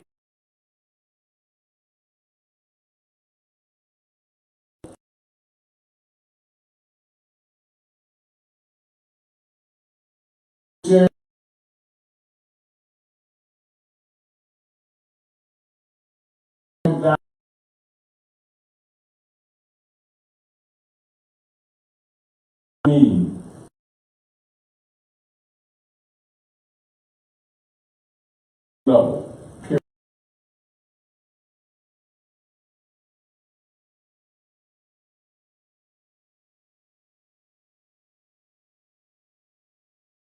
Who were summoned to and were in Washington, District of Columbia during the several days of this pre-planned economic emergency, the first phase of which was to nationalize and expropriate the people's money, i.e. to steal their gold coin on deposit in the bank. And this is where we told you all a couple of years ago where they made the new House Joint Resolution 2748, where they're stealing people's bank accounts. And so this is also stealing all the funds that's in these pensions and stuff like that. So when people think they're long-term secure, they're not secure. And Ron. So the governors also pledged the full faith and credit thereof to the aid of the national government and formed various socialist committees. So when you're talking the national government, they're really talking the private corporation that's been misrepresented as the national government. Are we clear? Yeah. And the Social Security Administration, this is where they use the Social Security number, CUSIC number, as the barratry instrument to back the United States corporation government debt. And this is where they claim all the birth certificates to back the United States debt. This is why mothers really don't own their children. You know, and all inheritances too also go to the state. So when people think they're secure, that's only their imagination. Now they can either get real with this thing and start nationalizing and rejecting Rome, or they can sacrifice themselves and their children because they're getting ready to be sacrificed. And that's really the truth. And if it wasn't for intervention of other people around the planet, this stuff would be worse already. Although it's getting bad, it would be worse, it'd be more manifestably worse. So the Council of the State Governments has been absorbed into such things as the National Conference of Commissioners to Uniform State Laws, whose headquarters is located in Chicago, Illinois, and all being members of the bar. Now you understand why they had them secret military operations in Chicago, I think it was last month. They're secretly making arrests because what they're trying to do is save the republic because it's done. And if Trump don't save it, they're done altogether. Meanwhile, it's up to you all to do what you're supposed to do, irregardless of what they do. Are we clear? In other words, you got to know what you're looking at when you're looking at the politics, because the politics for the public is a dog and pony show. But what you see ain't what you're looking at. Right. You need to be able to look past what appears to be a dog and pony show and understand coded language. Do you understand? Because it's over for them. Are we clear? However, it's over for you if you're attached to them. It doesn't have to be that way, you know, which is why you're here. So the National Conference of Commissioners on Uniform State Laws, whose headquarters is located in Chicago, Illinois, and all being members of the bar and operating under a different constitution and bylaws, far distant from the depositories of the public records. And it is the members of this organization that have promulgated, lobbied for, passed, adjudicated, and ordered the implementation and execution of their purported uniform and model acts and their pretended statutory provisions. Now, see how they're using the UCCs as a promise for the people, but they never honor it? Because a birthright cannot be placed on a trade venue, because it's unalienable. A license is a lien. An admission to the jurisdiction is a lien. And asking for permission is a lien. So you challenge jurisdiction, but while you challenge jurisdiction, you establish the jurisdiction that you are standing on. You don't just challenge and then don't show your parts. You see the whole point? That's what Article 3 is. So, and their pretended statutory provisions in order to help implement international treaties of the United States or where world uniformity would be desirable, 1990-91 reference book, NCC-USL. These organizations operate under the Declaration of Interdependence of January 22nd, 1937, and published some of their activities in the Book of the States. So all of these things you must understand all the politicians and all your leader guys have. Because they already know this whole platform is BS. Do you understand? Now, it's not that this information ain't available, but people who are in positions of authority in all these groups that talk about nations of this and nation of that and nationality and Moorish nation and Moorish Science Temple, they're supposed to inform you of this because their first obligation was to enforce this Constitution. They was put in power to enforce law and to make law. And they have done neither one of them and been telling people that Girardi didn't teach civics nor promote civics. When the first thing he mentioned is Marcus Garvey. He taught nothing but governmental structure. They've been lying through their teeth with the people who have not studied. But they're not supposed to get that away with that with sincere people, because sincere people at least read. And you don't pee in their face and tell them that it's raining and they believe you. You only get away with that with believers. You don't get away with that people have knowledge. Because the people are destroyed by the day for a lack of knowledge. And what they don't want is the people to get this knowledge, because all the wool comes off of all them wolves, no matter what they look like or what they claim. So you must know the politics, because you must know not what you're against, what's against you. Because if you're not aware that this is operative against you, you have no defense, because you're not being active. You know, you're not doing things in an active manner to counter this. This is why Drew Ali said, I want active Moors, not passive Moors. Because if you're going to be passive, you may as well go right back to the state because they already got you. It doesn't matter, they already got you. Because it's a jurisdictional issue. It's not you necessarily moving physically, it's a jurisdictional issue. The power to act, the power to authorize, the power right of delegated authority to exercise governmental powers over people's lives and estates. And if not challenged, they are what? Running ramshod over the people who have been passive and have not been enforcing that Constitution. Anyway, so the 1937 edition of the Book of the States openly declares that the people engaged in such activities as the farming husbandry industry has been reduced to mere feudal tenants on the land they supposedly own. That's why all mortgages, you are a tenant. You see, now keep in mind when you study the operations of Woodrow Wilson to counter Noble Drew Ali in 1913, they converted all allodial titles and aboriginal titles into mortgages and deeds. Now, all the adepts of the Moorish Science Temple of America and the Moorish movement know that, and they were supposed to put the people's stuff in trust to protect them, their stuff, from the Europeans' operations, because they converted all allodial titles to mortgages and deeds in 1913. How come they ain't teaching the people that? Because they told the people Drew Ali didn't teach civics. Anybody that studied this movement recognized that's a COINTELPRO operation, like that person is what they call a sellout. But people don't miss what they don't know. So they just looking at these people who got titles, and these people been running around with titles running these organizations when they're actually working against the very organizations, but people who don't study law and history together don't recognize because they, oh, he's a grand chief, oh, he's a grand governor, oh, he's the bishop of the church, oh, he's the imam of the mosque, and they don't suspect because they don't know the politics. This is why we're giving you the politics. Are we clear? And when you think that these people don't know, you're naive. And the issue is not to be naive. Get it, Brother Wayne. And the point of it is they're not telling they ain't got no business being in that office any damn way. Islam. I know you said that the temples were compromised, so to speak. No, I'm not saying that. I'm saying the evidence shows that. Okay. You know how they say if it's raining outside? Yeah. You say I know I heard you say it's raining outside. No, I didn't say it's raining outside. I said look out the window.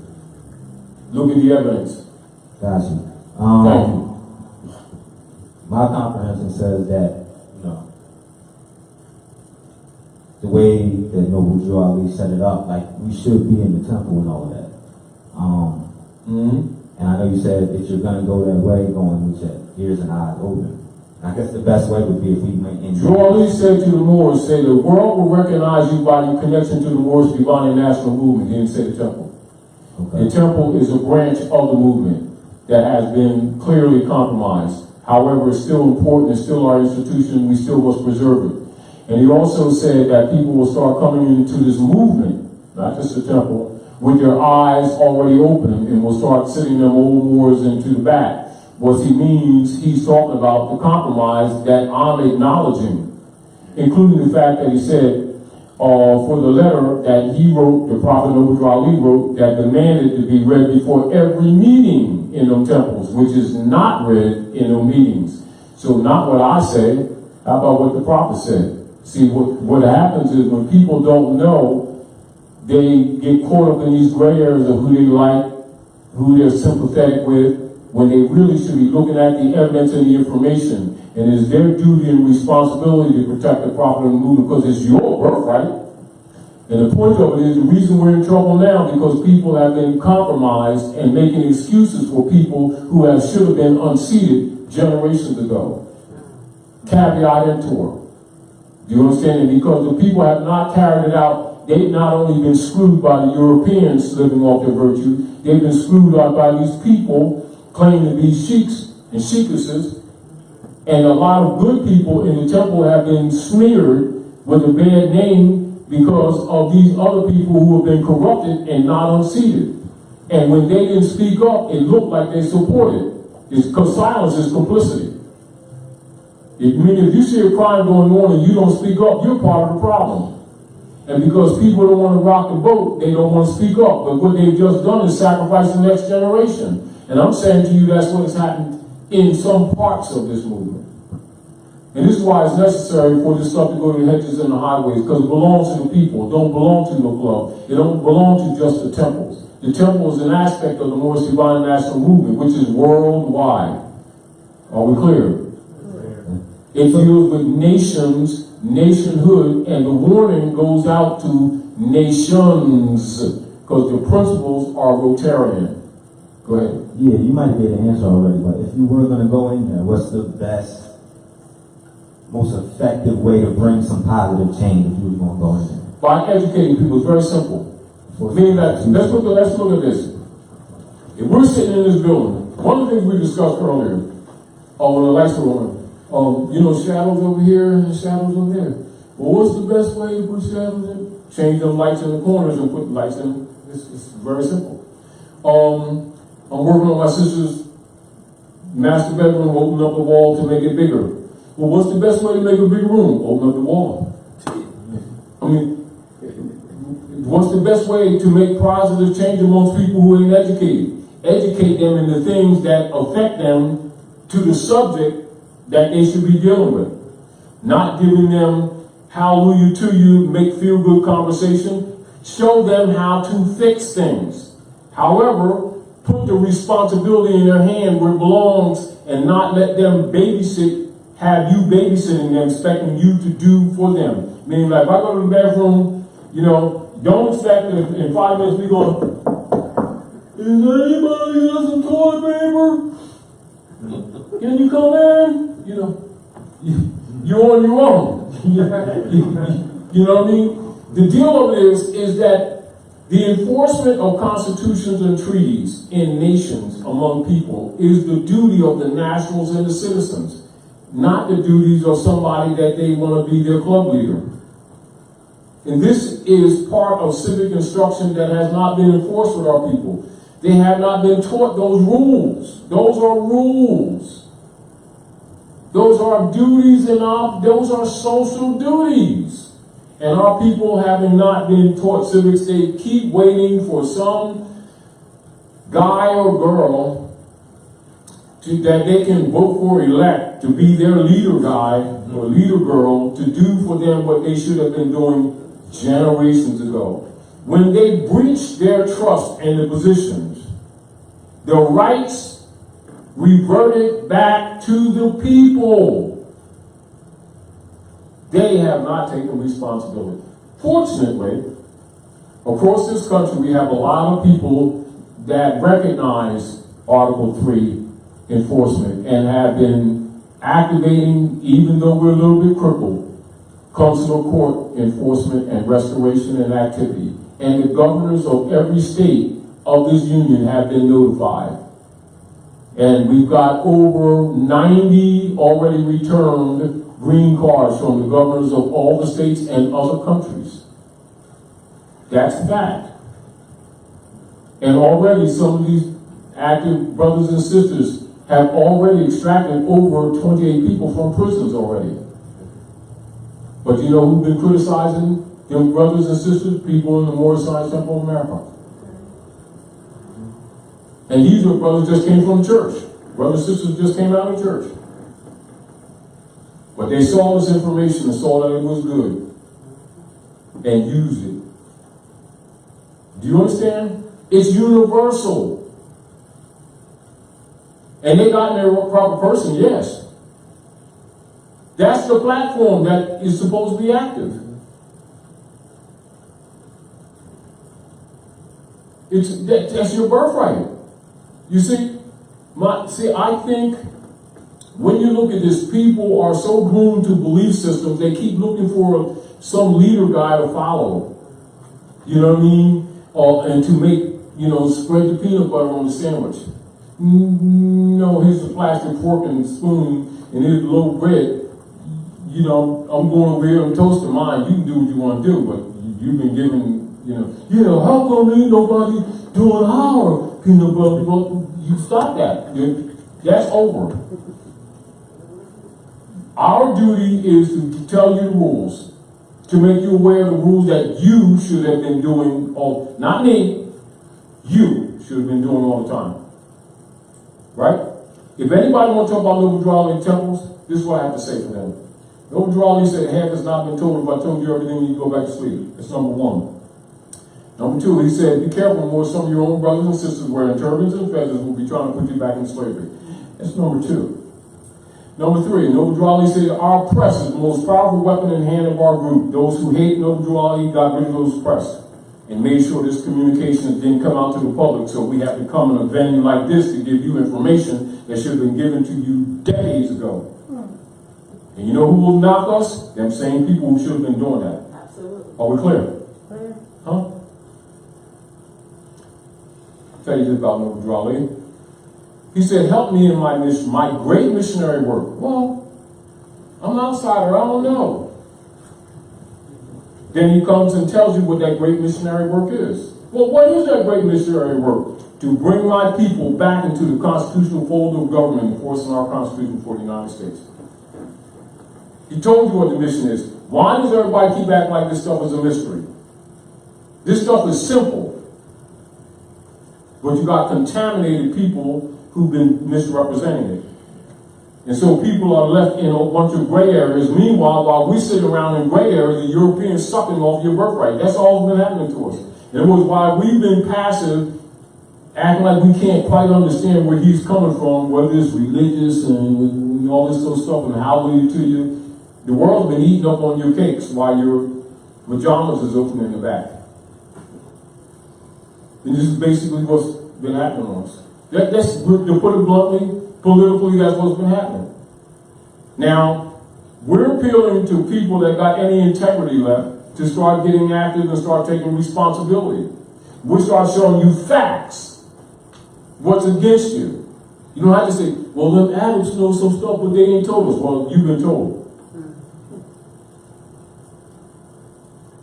Now, help in the work or choose not to. But don't knock those who've been helping to get the work done just because they just came in last week. Islam. Yes. Because you even got a lot of people trying to pull rank. That brother and sister, they just been in here 2 months. And no consular court and stuff. These people were enforcing this stuff decades ago. And they have done nothing but watch our people suffer. But these people have got almost 30 people out of prison by using this information. And the world has now declared the U.S. corporation Interregnum. Neither know what that means. But I bet you they do, because they've been studying. And they've been active. You understand what I'm saying to you? See, this is what it is. You come amongst a bunch of Moors, you try to get them active and do certain things. Some will act and some don't. But when they don't waste your time. Knock the dust off your heels, tarry not, move on to the next group. That's our job. Don't get too personally attached. Because this birthright belongs to the people, don't belong to me, don't belong to you, belongs to all of us. They have a right to it, just like you do. And no matter how many years you've been in this movement, you ain't no more special than that man that walks right off the street that just found out yesterday, because that's his birthright. And that's that woman's birthright standing across the street that don't know Jack from Jack. Your duty is to tell her. If she chooses not to do anything with it, at least she's been told. And don't be trying to stick your hands in her pocket while you're doing it. That's the point.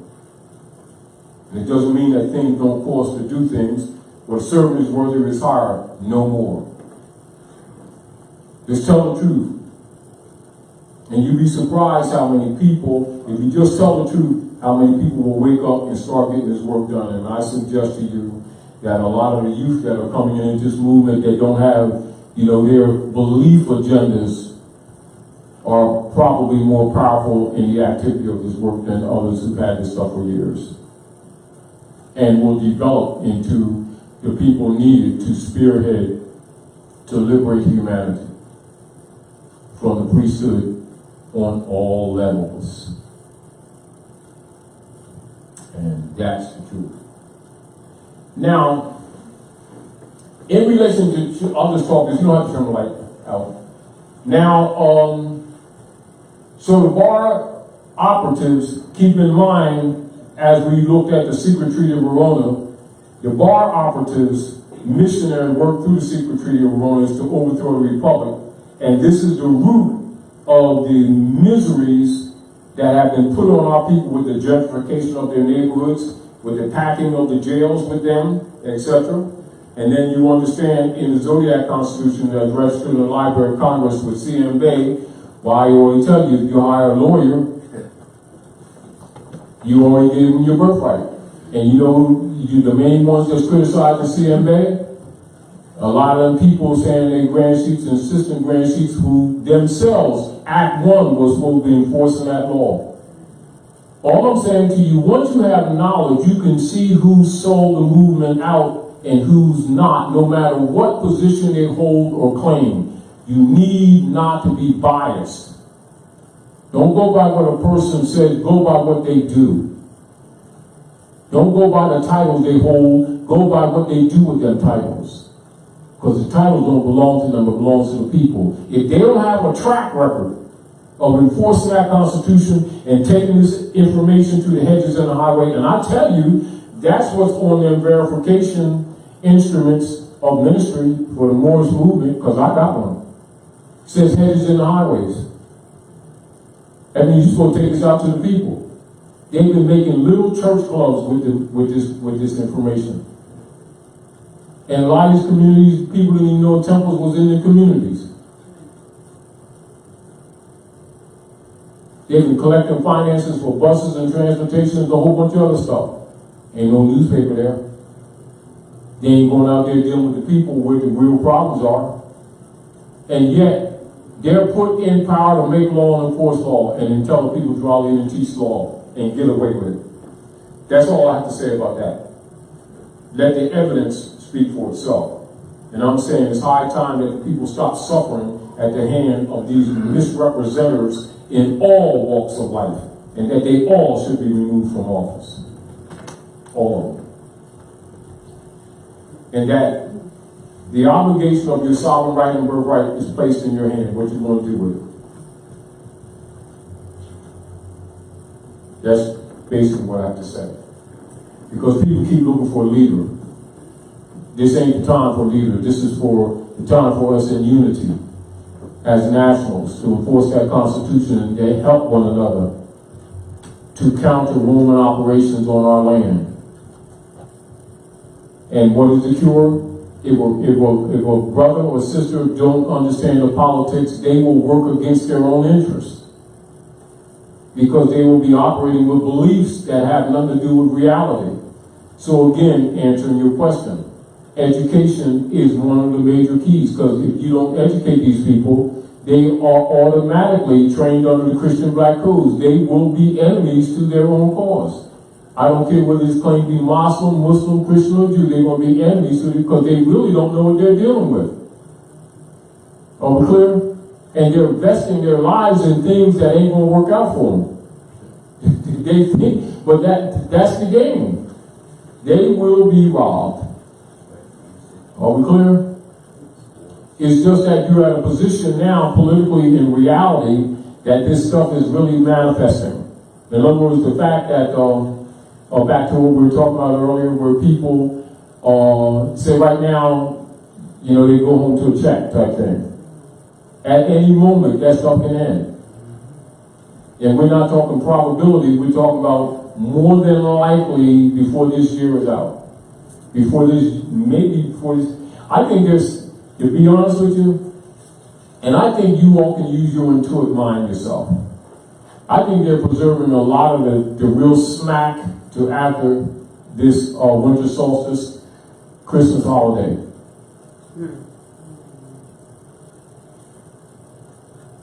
You know what I mean? Let's look.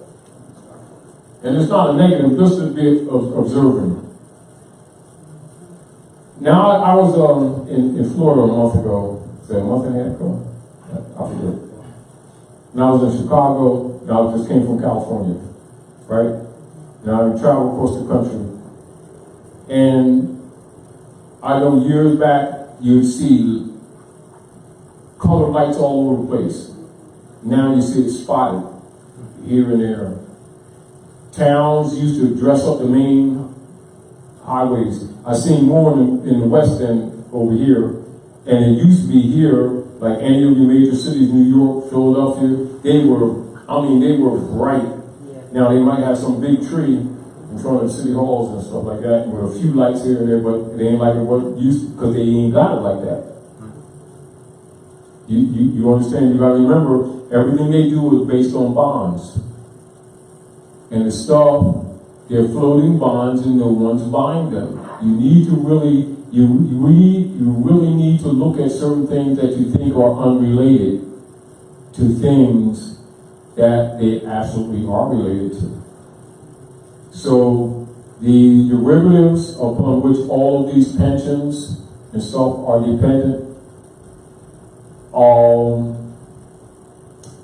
many of your so-called mortgage derivatives, that's even in North America, are in one way or another attached in bundles with Deutsche Bank in Germany. And they're about to flip. They're getting ready to do the belly up thing. And so that's one of your main world banks. Do you understand what I'm saying? So if people who really don't understand world politics and law aren't really prepared for what's getting ready to hit them. See, because you know how like the lights are on right now type thing, and that's cool.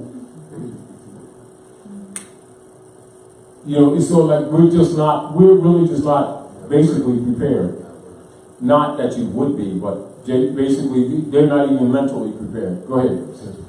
Islam Rashid. Islam. As life imitate art or art imitate life, one of the things I've noticed, I was watching this Netflix series called The Da Vinci's, and they are a family of bankers from Italy, Florence, Spain. And the story is about these bankers and their connection with the Pope and being the bank for the Vatican and the bankers for the Vatican and things of that nature. And then you also had the nobles and their bankers and things of that nature. So it's the nobles against the democratic bankers. And they were fighting for power and things of that nature. But as you know, Hollywood will always color the view lens, the narrative of how the nobles look, the look of the nobles. The nobles would always appear to be still of that Slavic descent and things of that nature. What we all know who the true nobles were during that time period. We're talking about Italy, Spain, Florence. So you know at that time period, the Moors was a part of that. They also put in there scenes where you can just pay attention and no one is taking bath. I mean, I'm like looking at the whole series. I'm like, dang, did anyone take a bath? They're changing their clothes. But then they showed one bath scene. So that lets you know that, they are slide that in there. Then it came out with the Black Plague. And so this was a scene that came, and this was the interesting part because you're talking about the banks, where the banker, the Democratic banker was exiled. And when the Democratic banker was exiled, Florence seemed to be falling up under the Republican rule. So the people begged to bring the Democratic banker back. And so it's like, if you sit back and you watch what's unfolding on this current platform, it's like, yes, we're going to allow the platform to fall, and then you'll come begging back for this World Bank to be in place. So I'm watching this saying, dang, y'all just giving it all out. But our people are so accustomed to being entertained. They will miss that entire. And they're being actually but that is also, that's that carbon deck. They say, well, we told you, we showed you. So you're gonna come begging for this World Bank once it's Yeah. collapsed, Yeah. and you don't see that Federal Reserve note anymore, you're gonna want that bank. Yeah. So I was like, oh my gosh, right in your face. Yeah.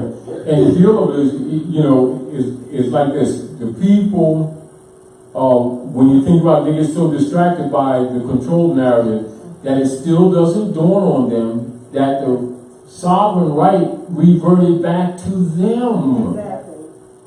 Exactly. They don't see themselves, you know, and then they start making excuses because they have not studied.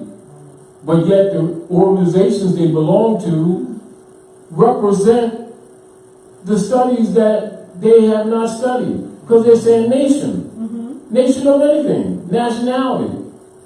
Whether it's the nation of Islam, nation of God and earth, Moorish nation, national, and if you test most of these people on national principles, or even on the basics of a DAR manual, which deals with citizenship generally, most of them couldn't get past 5 questions and answer them straight without interjecting their beliefs that have nothing to do with the facts, which indicates the leadership is corrupted, but they don't recognize the leadership is corrupted because they're in love with them. It's almost like the image of what they think these guys and women are, because they got these titles, and they're looking at titles without understanding the jurisdiction of these titles. They don't even know the limit of jurisdiction with these titles.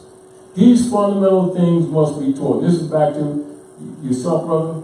You know, just like if you know, say for anyone that you're around, particularly with the youth or right in front of you,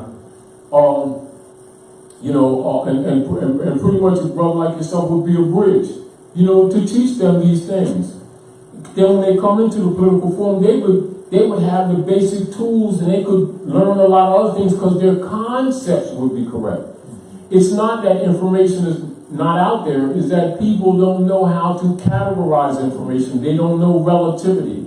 They don't know what applies to them because no one, I'm not saying that because that's not correct. Not many people are really teaching civics. So they don't know the rules, but everybody want to go to Atlantic City and think they're coming home with a Corvette and a pocket full of change. Well, they better save bus fare, most of them. You know, and this has to be taught to our people, and we have to kind of get across to this stuff is not that's the main thing. It's not complex, right? Now, just like for yourself, even your consciousness, you know, of challenging jurisdiction. Now, even if, and as you learn more, you know, you're going to perfect, you know, your arguments even better, right? But you know from your experience, and you know even watching the people around you, had you not challenged jurisdiction, they would have rolled you just like the rest of the cattle that was in there. You already know that there's pattern. But what does that say? The fact of what you knew made the difference between you going under the Christian black codes and walking out of there. And yet every day, our people are in these venues that they think is a court, where they Muslim, Christian, and Jewish, talking stuff and acting like they're saved because they got a Bible, Quran, or Torah, and they all getting the nigger treatment. And they don't know jurisdiction. And the point of it is the fundamentals, these fundamentals must be taught, and they're not hard. You know, so just like air jurisdiction, land jurisdiction, sea jurisdiction. So those things can be taught. They're subject matter, right? Then in personam jurisdiction, subject matter jurisdiction, territorial jurisdiction. The principle behind it. It operates all over the world, in all nation states, at all times, and with any corporate entity or operative or person that claims any authority whatsoever in any government office whatsoever. At whatever particular time, the national or the citizens do not take those things in consideration, at that point, that person can be enslaved or taken advantage of. That's basic civics. That's not hard. That doesn't need a PhD. It's called simple constitutional enforcement, which is why a constitution exists. in any operation of order, in any society where they're talking about people's rights and liberties, I don't care who it is, what their religious beliefs are or not, even if they're atheists, if they're not teaching constitutional principles and they talking anything about people's rights and liberties or nationality, and they don't teach these principles, they're liars. And they're criminal thieves. Now, on the surface, for people who don't know civics, they would take offense at what I just said, yet I told the absolute and provable truth. But only when people who don't know these things would take offense. You see the whole point? They would think that I'm being offensive of saying what I'm saying, when I'm telling the truth on their behalf. And this is back to the point where a lot of nationals who come to North America, where they don't have patience with so-called black and Negro and colored people to tell us these things, because as soon as they start trying to help us, we start judging them, talking about, oh, you don't know Allah. Oh, you ain't know Jesus. You ain't saving. And so they just let us screw in our nigger juice. Because it's true, because these are basic rules of society. Organized society on the planet called Earth. You know, and back to the issue of the dual citizenship, that's where they would justify bringing in their Nazi scientists and Khazarians to subvert the Republic under the secret Treaty of Verona. You see? And then people who they wanted to block, you know, they'll take an American and then block an American with a green card who's already American from another part of America and get away with it when people start thinking that these Europeans are Americans. See how that works? When the first thing you got to put in your mind, they're not Americans.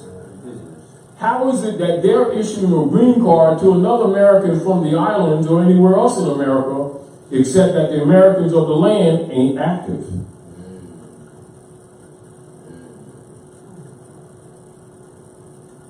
Did you see Akron of the Moorish Holy Temple sites? The injury that it has not been activated? Because it's supposed to be issued from you. And the other thing that we're supposed to be doing is, while we're getting our act together, start protecting the other Americans here by speaking up, not sitting down when these Europeans are doing his identity theft. Impersonation. And whenever they impersonate, call them on it. And then make that's another way that you start helping the people. See, because they're not thinking. They're blinded, so they're not, you know, they're just not thinking. So when you start making these facts, points to them, you know, they start doing it and they start recognizing their own ignorance without, you know, being insulted. Hope they're not insulted. Right. They start recognizing their own ignorance. You know what I mean? And then they'll fix it themselves. Because it's actually obvious. You know what I mean? The scare tactics. Yeah, exactly. Terroristic acts. Yes, domestic terrorism. You know what I mean? And because the results, the negative results that have injured the people are so broad and so great, I think a lot of times people get, you know, overwhelmed with the broad spectrum of abuses, when actually that broad spectrum of abuses are actually rooted in a few principles. And if they addressed a few principles, the greater symptoms would go away. Do you understand what I'm saying to you? And I think while I'm going to get a more clear report, you know, because I don't have a full report on it yet, on the, you know, from the High Court's Declaration of the United States in Interregnum. I already know about it, but a refined report I haven't got. I'll be receiving a more refined report on that, and I'll share it with you all when I get it. Because I don't expect them to expose all that on main news, in mainstream news or media, but we get it because of our activities, you know what I mean? But that's still your information, you know what I mean? And just the knowledge of it would almost like tell you what you're supposed to do. You know, it's sort of like if it's raining like You know, it shouldn't, we don't need an hour meeting and discussion to say, well, let's get an umbrella. Whatever color the umbrella is, whether it's plaid or not, we don't debate that. It's not the issue. It's sort of like that, meaning that certain things are common sense. We don't need certain things. The protocols, once you understand the rules, are common sense. Don't need a lawyer, don't need a doctor. Exactly. Exactly. It's just that we've got to get out of that subordinate mind. We've got to get out of looking for another man to do for us what we should do for ourselves. Self-sufficient. Do you understand what I'm saying? Self-government. And also in addition, and in harmony with what you were saying earlier, Brother Noble Ali says, I'm going to keep some of these Europeans here long enough just to teach you government. And this is in spite of what a lot of these grand governors of the temple have been saying, that Drew Ali didn't teach civics. Drew Ali, he himself said, I'm going to keep some of these Europeans here long enough to just teach you all government. So while they can say what they want to say, and what I say for people who really want to get things done, pay attention to what the prophet said for real.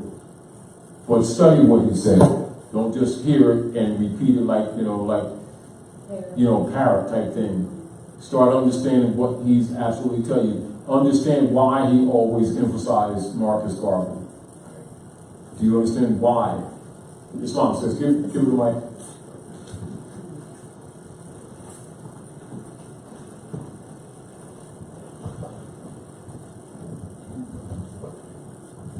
Islam. I just have one question or maybe a statement.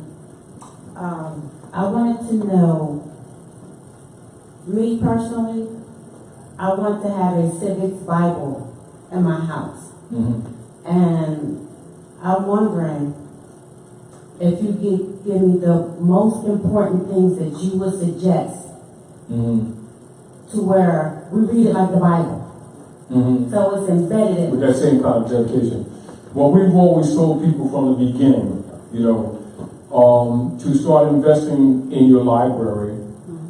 Again, the way our people have this tendency to invest in sneakers, to start buying books.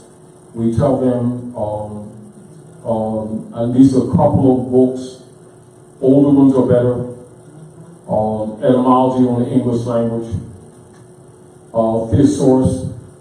Thesaurus, and always try to have multiples. Unabridged dictionaries.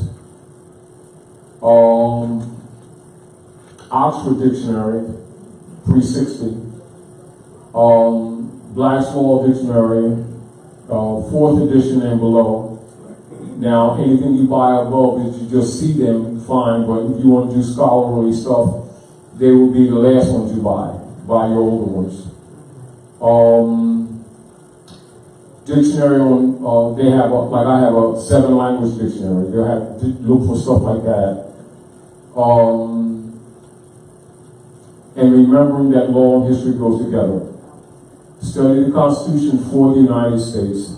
Study the history of the coup d'etat during Lincoln's, because it has to get out of, when I say you, I'm talking plural. You gotta get it out of your mind that the persons operating in government in federal, state, and cities and municipal jurisdictions are legitimate. All of them are imposters. That's not a cover statement, that's a cover fact. One of the arts of the politics of North America is keeping that truth from the general public, are we clear? And then keeping leaders in front of them who will not talk what we're talking right now, but who in fact know this, and know that the people will constantly be going in circles, generation after generation, looking for rights that already exist with them. They just need to be exercised, are we clear? And by virtue of their ignorance will keep subordinating themselves by default, are we clear? All right, now, then also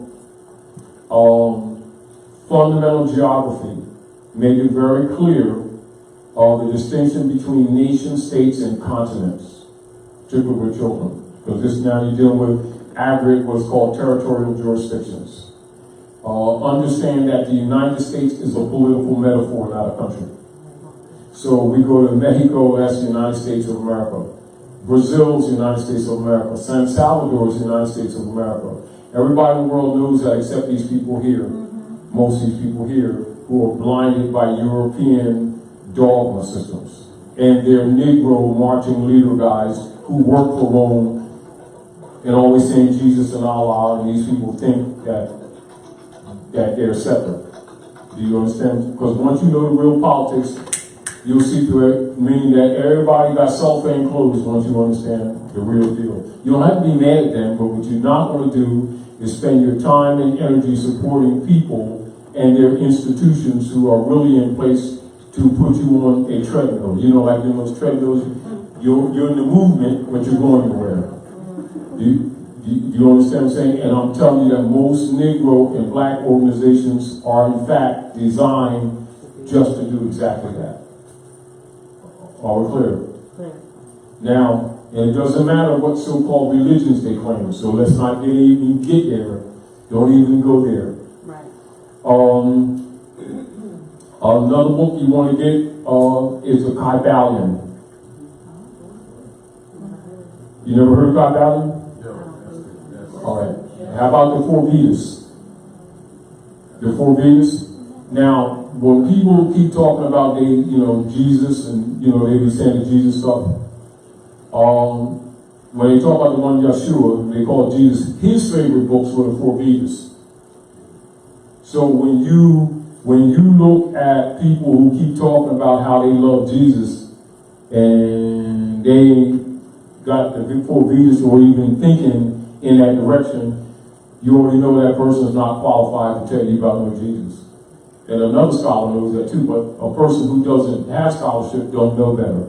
Do you understand what I'm saying? No different than the Europeans did away with saying Jesus was a Christian because they know that the people who read the Bible are extreme hypocrites and they can't see that Ruth was a Moabitess, that's his grandmother, and that Jesus was a Moabite too. And that he was a Muslim and what you call Yahudi, not Jew, Yahudi. You understand? Yeah. And he spoke Aramaic. And when Jesus greets you, he could say, Assalamu alaikum. That's Aramaic. Now, why don't they say that in them churches? Because it becomes obvious that he's not who they've been telling you he is. But if they translate things out of its original tongue, out of its original culture, and then give you a dogma system, and you get groomed in it, you start looking at all of these things totally different. And so now the priesthood got them worshiping a Roman up on the wall saying it's Jesus.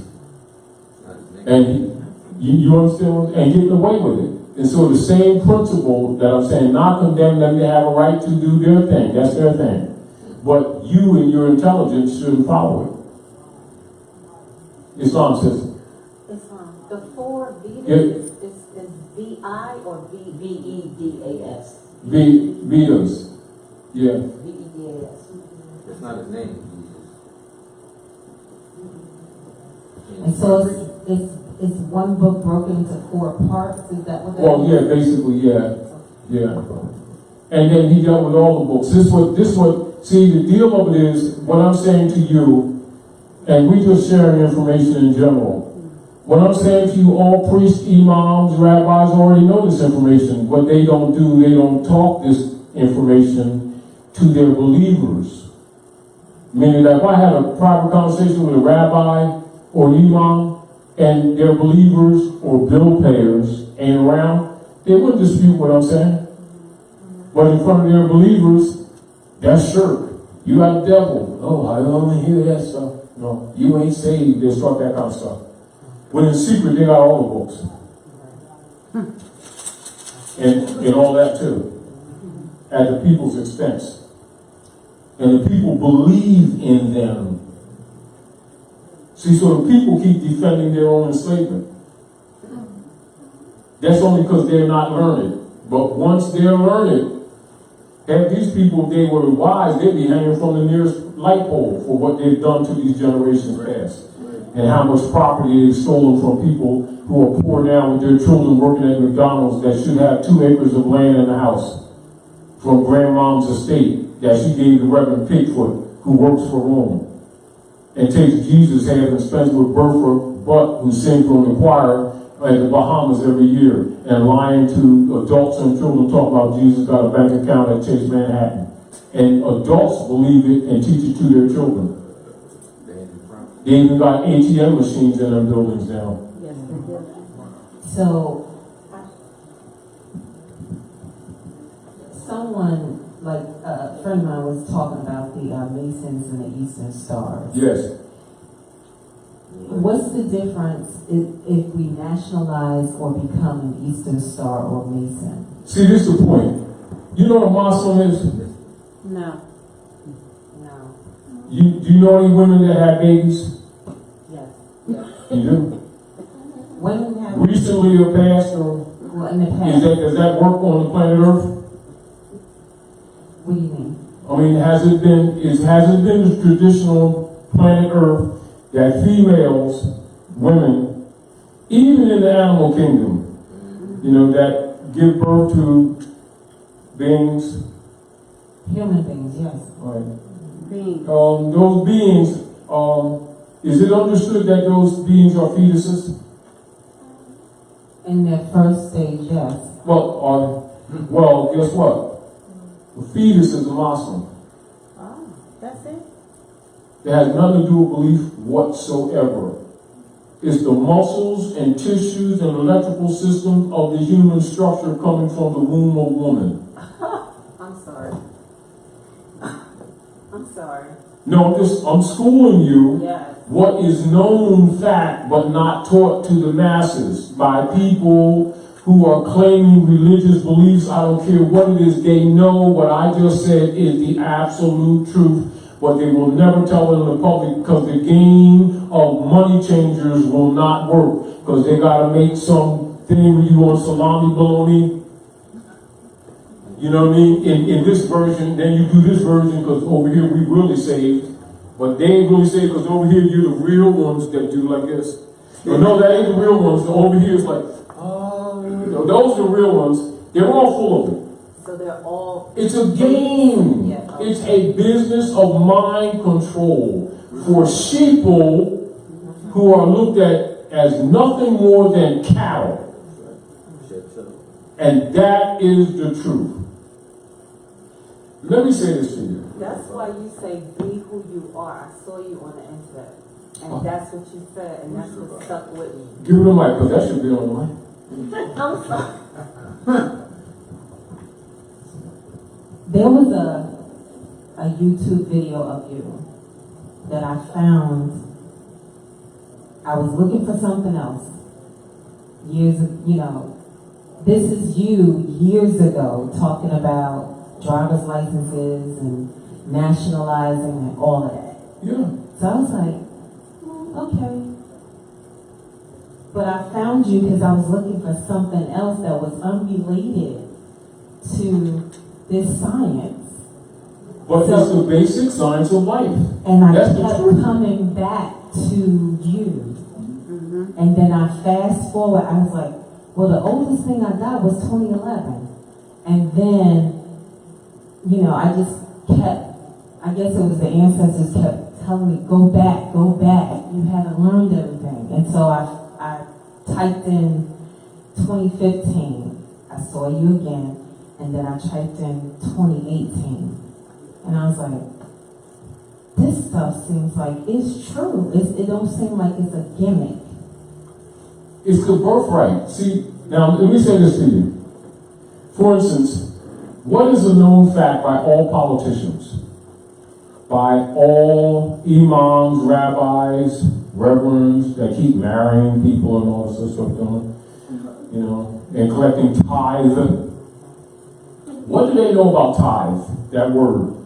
Tithe means 10% Roman tax. It does not mean something given to Jesus and the Lord of God of Jesus. It's Roman tax 10%. The enforcement of it in a world practice is Pope Sylvester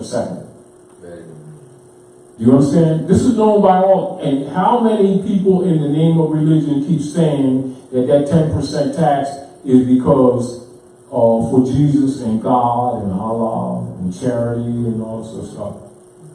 Now, but when you talk about the prophets, when you talk about Prophet Muhammad, peace and blessings of Allah be upon him, or Yeshua, Isa, whose missionary work that Prophet Muhammad came to complete the cycle. And yet people never make that connection. But yet that's a historical fact. Do you understand what I'm saying to you? Now scholars know that. But people in belief systems debate with them like they enemies to each other. The narrative. Do you understand? Meaning that once you start studying the real history and the documentation, you will be liberated from all of the BS because you'll recognize that it's BS. It doesn't mean that the books are BS or that, philosophies are BS. It's that those who've been perpetrating it have been lining their pockets, holding information back and misrepresenting information and mixing and not telling the people the truth that spirituality is not a belief system. It's a technique of breathing exercises under yoga for actually preparing the body to receive information. The Gnostic wisdom and Hermetic laws and cosmology comprises religion all over the world. All over the world. Then what's happening is that they will not tell the people that the priesthood have taken advantage of the masses by emphasizing or overemphasizing the anthropomorphic personification of forces and powers and transits of the planets in the universe, etc., as religion, which has caused all this confusion, while they themselves know that it's anthropomorphic. Not wrong, just for children. And as you said, and then you're supposed to, as you grow up, then they're supposed to take you into the science. and as you said in the video, Go ahead. I'm sorry, I just wanted to say this real quick. So the deal of it is, that's what's happening. As an example, so at this particular time, right, like for the anthropomorphic, so for little boys and girls and rabbits, then we talk about Santa Claus, Rudolph, and the sleigh. So when they become adults, we point to the Big Dipper and explain the Big Dipper and the stars in heaven, the seven sisters and all that kind of stuff, what it really is. But now when they're a child, you teach them, you give them a personality because they can relate to that. Then when they become an adult, you put away their childish things and give them the science. So this is essentially where you have, if you study world sociology, and then, like, say, for instance, that if you study the documentation of, say, an Orthodox so-called Jew and an Orthodox so-called Christian and a Muslim, and you'll see that their customs are very relative. Then when you get into the denominations, they are so far away from each other and battling, because the truth is really one. Once you really understand this thing, Now, the deal of it is, the priesthood just simply need to tell the people the truth about the anthropomorphic presentment that was presented for children. And then show them the cosmological nature of these symbolisms and the transits of the sun through the universe. Through this ecliptic, in relationship to the earth and its relationship to you, and the seasons. As an example, like I think it's in the book of Revelation, about 21 or 22, where it talks about 3 in the north, 3 in the south, and east and the west. Those are your 4 gates. Those are your 4 gates, and those are your 3 moons or your 3 months in the 4 seasons, or what you call Yahweh. YHVH, earth, air, wind, fire, water. And these are really elements. Now, when you become an adult, then you start giving them the metal tables and the elemental tables. Then you have more subordinate elements. You start learning the earth. That's religion. You see, religion is actually science. But the masses never get science, they get rituals. As an example, like they so-called Christians, right? They'll talk about Jesus standing among 7 golden candlesticks in the book of Revelation, right? So they're Muslim, then they make the Hajj 7 times counterclockwise around Kaaba. And then in Kaaba, they got Aunt Hagar's grave in one corner, then you got a meteorite in another corner. Well, Aunt Hagar ruled in Central America. Do you see? Now, scholars know this. So, in the minds of people, when they think in Islam, they thinking only on that side. But the scholar knows that it was here for thousands of years before Prophet Muhammad even existed. Do you understand what I'm saying to you? But will that be told to the masses by these scholars? No, because they would be out of business tomorrow.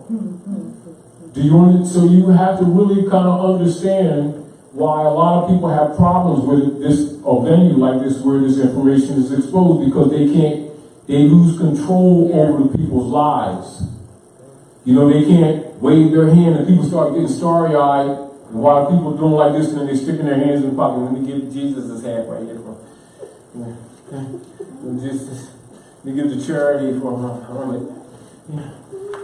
You know, they got $3,000 suits on and couple of marble mansions, and you know, and this is where they've been doing this forever. Well, you know, our job is that that time is up, not because we say so, but the people need to be liberated from these demons who have been hiding behind the name of religion and sucking off the widow's pennies. The same issue that Joshua had with them stealing the widow's pennies, or when he was disputing with the doctors of the law. They were doctoring up the law.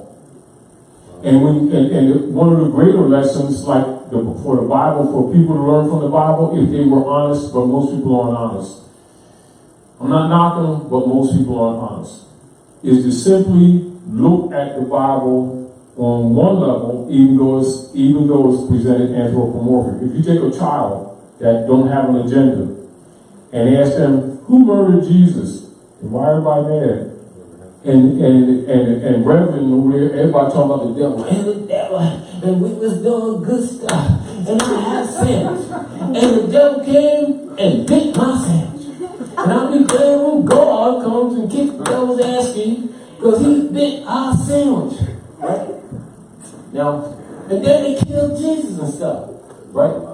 Now, a child will look at that same information, because the child don't have an agenda, right? The child was saying, wait a minute, the devil didn't do nothing. Ain't that the priest who was attacking Jesus? Ain't that the priest who was slandering him? Ain't that the priest who was secretly meeting with the Romans? Isn't that the priest who delivered him to Romans to murder him? The devil didn't do nothing, it was the priesthood. And then the mom and dad, oh no, you know, that's blasphemy. And they're beating the child all up, and the child get, oh damn, you know, give them your taxi money for tithing and stuff. And after a couple of generations, then children are messed up. But a child can look at the book and see that the priesthood has always been the problem. But the teaching is always the devil did it. The books show the priesthood. Even the ones who've been holding the truth back. He says, what you do unto my little ones, you do unto me. Who was he talking to? So the devil knows he's talking to the priesthood, who knew the truth and know the truth, don't live it themselves and block others from getting it. It ain't a lack of understanding. It ain't a lack of misinterpretation. It's an agenda. And again, like I said, that's their agenda. And it hasn't stopped to this very day. The bar members are high priests. And so are your politicians. They just took on different titles. And that's how this thing works. So as you said, be who we are. You got that right? And so the deal is we can't do, you liberate yourself by stop believing in them, stop serving them. They must collapse because you must step off. Now in that same book they say they understand, it's called the apostasy. They say, you know, that book. Their salvation is key in their falling away from that stuff. That means they must be willing to dump it. In another way, render unto Caesar what is Caesar's.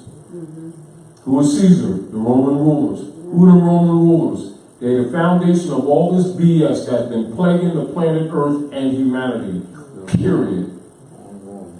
And it doesn't mean that everybody's innocent, but the major evils that have been put on this planet is the priesthood coming from Rome. And Rome has murdered all the prophets. And that's the truth. And the sooner people admit that and stop worrying about some mystical devil behind the curtain. See, it's the devil, see the shadow of it and stuff? That's devil shit.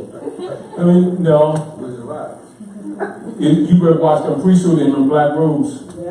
Watch your babies, watch your left arm too. Don't let them lay us upon hands. You do your karate thing. No, really, you gotta watch them suckers. They're the problem, with all due respect. Now, and this is what I have to say about them. Knowing they know this, the ones who haven't spoke up are still guilty. Because they haven't spoken up. So therefore, none are excused. Because the world is in severe trouble because of the priesthood. Those who are silent are complicit. And those who've been robbing the people are absolutely, they shall be called on it. And those who've been stealing the widow's pennies, they're going to have to give it back tenfold. And then someone will have to lose their head. Thank you very much. That's justice. Because they didn't murder enough people on this planet. They had killed over 60% of all the animal species since 1970. All they do is bring death and destruction everywhere they step. And now the people of the land are the target. And they appear not to have figured that out yet. So we're gonna have to probably Give me the go back mic. to coins, silver Vic. coins.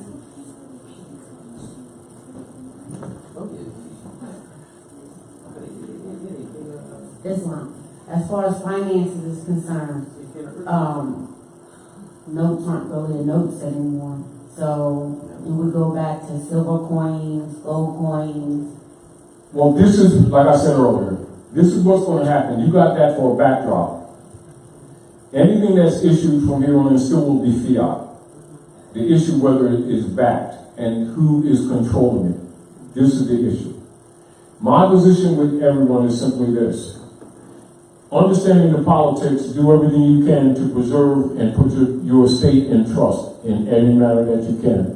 To put a fence between you and them while the transitions are being made on the planet. Because you cannot wait for a few handful of men and women to protect you who should have been in government circles. Because they have been corrupted from the top to the bottom. Therefore, whatever you can do. Now, I say this. The issue is the estate. That is the issue. See,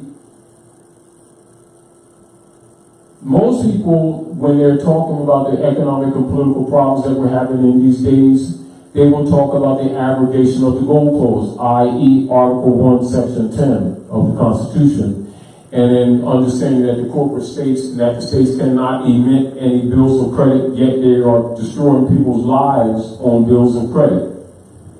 Are we clear? But those bills of credit have been built upon the people's estate that was a crib since 1871 on a false debt that actually belongs to a foreign corporation registered in France that Lincoln bankrupted, called the United States, that the masses here have been taught as a country. You see, this convolution is all you need to do is fix it. And the people's mind, they themselves, they will begin to understand protocol. They need to stop believing in any of these people and take the time to get with people who are rocking the boat and telling the truth, not following them, researching what they're telling you. And then organizing around people like that. And nature herself will start kicking their asses. But until we ourselves start rendering unto Caesar what is Caesar, nature not only ain't going to help you, if we take too long, she will help get rid of you. Because she is going to cleanse the earth of those who are defiling her. That's how this earth has survived. These people don't understand that she's a conscious being. Islam. Can you get on the mic so we can hear you?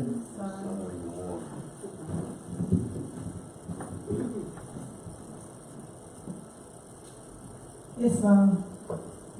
One of the things that strike me as odd is that you have bodies of nations throughout the world.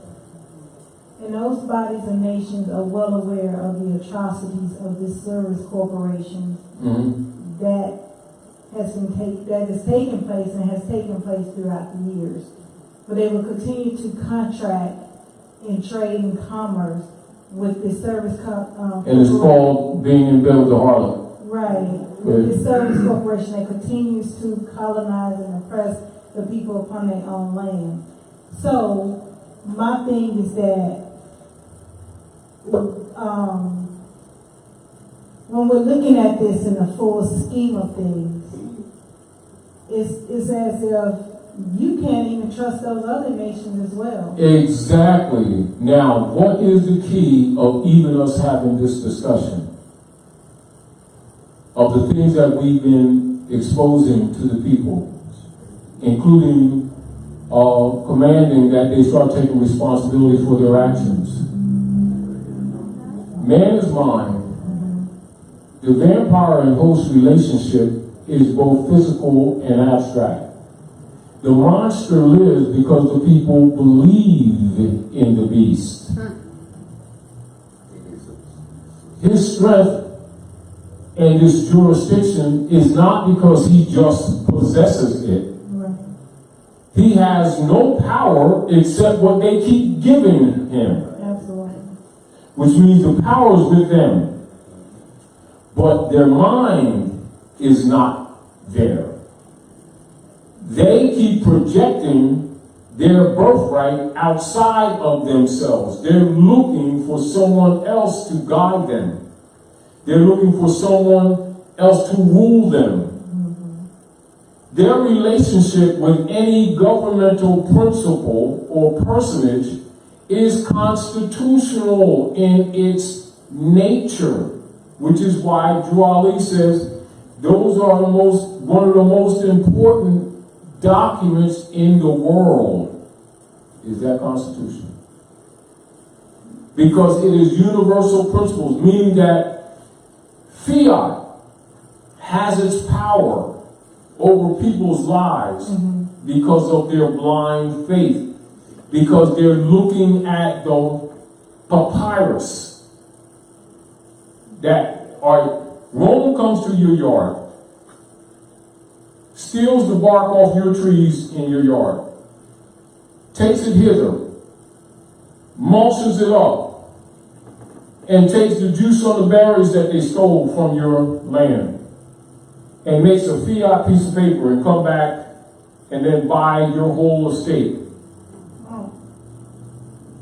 And people don't understand what fiat is.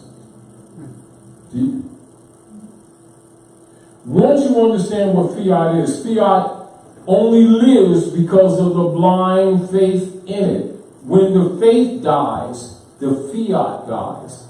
This is why I take no bars with the priesthood, because I already know they set this thing up. When the people lose faith in the system loses power. The vampire-host relationship dies with that, but they don't think that they can't think the abstract. They don't understand that they're actually living off your energy. Wizard of Oz. Absolutely. So basically, I think a lot of people see this as a one-on-one fight against the service corporation, but this is a national fight around. Yes, for principalities and powers. Exactly. You're dealing with, so first you go back to your principles. Exactly. And be true to them. When you do that, you're breaking off from the Roman principles that we have been living under a color of law as colored people, that we have not questioned, that we've just been going along with. Now we'll be more diligent in our activities, in our thoughts, in our minds. Are we clear? In the process, let's give you an example. Fact. This is fact. After the commercial mercenary war, and this is redundant, you know this. After the commercial mercenary war, which they falsely called the Civil War for the dumb masses, right? When it's actually Europeans warring against us, the Americans. Not Americans warring against Americans. Europeans warring against us. All right? They created their treasury bond after they closed the Freedmen's Bureau, the Bureau of Refugees, Freedmen, and Abandoned Lands, starting with making sure that the Aboriginal people didn't get the 40 acres and the mules of their land back. Right? Then they converted, by legal process, not by law, personage to their private corporation that Lincoln bankrupted in 1860, which ever since they've been trying to replenish with resources from the Moorish Empire that they have supposed to be in treaty with, but are subverting. This is the politics, the world global or state trust that the Pope even talked about and exposed. As the world, and we're talking in general, are tired, meaning that they've been catching hell and being betrayed, including Germany, which is the U.S. corporation's #1 ally, with the gold they stole in New York and then dropped them buildings and then told the world that some Muslim in a cave with a box cutter knife did it. You know, I'm just saying, and the world bought it not because they believe it, they bought it because they are supreme hypocrites and know it. And they want to keep the system going of this robbery going. They know daggone well that no Muslim in the cave with no bush box cutter did that, dropped them buildings in New York. And anybody that knows construction, and I'm a contractor, understands controlled demolition, including pulverized stone. That is advanced thermonuclear, low-grade nuclear weapons planted. That's a fact. And it doesn't take an investigation or whatever for anybody to figure that out. The fact that the people bought it because they wanted to buy it. Now, point. When they stop believing in the system, which is really what's happening, right? This is what is called the BRICS that they've been talking about, all right? Brazil, Russia, India, right? China, and what's the other decay? Iraq, Iran, Russia, all of it. Yeah, but then they talking about the true American states that also organized and have been working behind them. This is why the United States Corporation and Israel has been attacking Venezuela and Colombia, etc. And this is also why Russia and some of the Manchurians got actually warships in islands down there that's been there for a minute to stop them from invading Venezuela. Is why they poisoned Chavez when he came to the United Nations and said, "I smell sulfur," talking about the Bushes, talking about the real demons of the planet. And then they nationalized Venezuela because the hedge funds, operators of the Circle Church in Wall Street were robbing the people there and then raising the rents and then stealing the residuals from the sugarcane fields, and so he nationalized Venezuela. And so that's why they got rid of him. And they've been attacking them ever since. You know, so what's happening is As we speak now, the Manchurians, different factions of the Manchurian operators, Masons, etc., have been using their T-bonds to buy up Manhattan. And they control about 62% of all commercial buildings in Manhattan right now with the treasury bonds. And then they're buying no more. And then using the bonds that were actually used to force debt on other nations to actually start setting up or activating the old Asiatic Silk Road again. So then for the Khazarian operations and the Circle Church operatives of the United States to reject the pristine nature of the treasury bonds would be to overthrow their own system.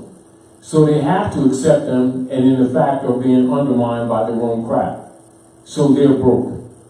They're definitely bankrupt again.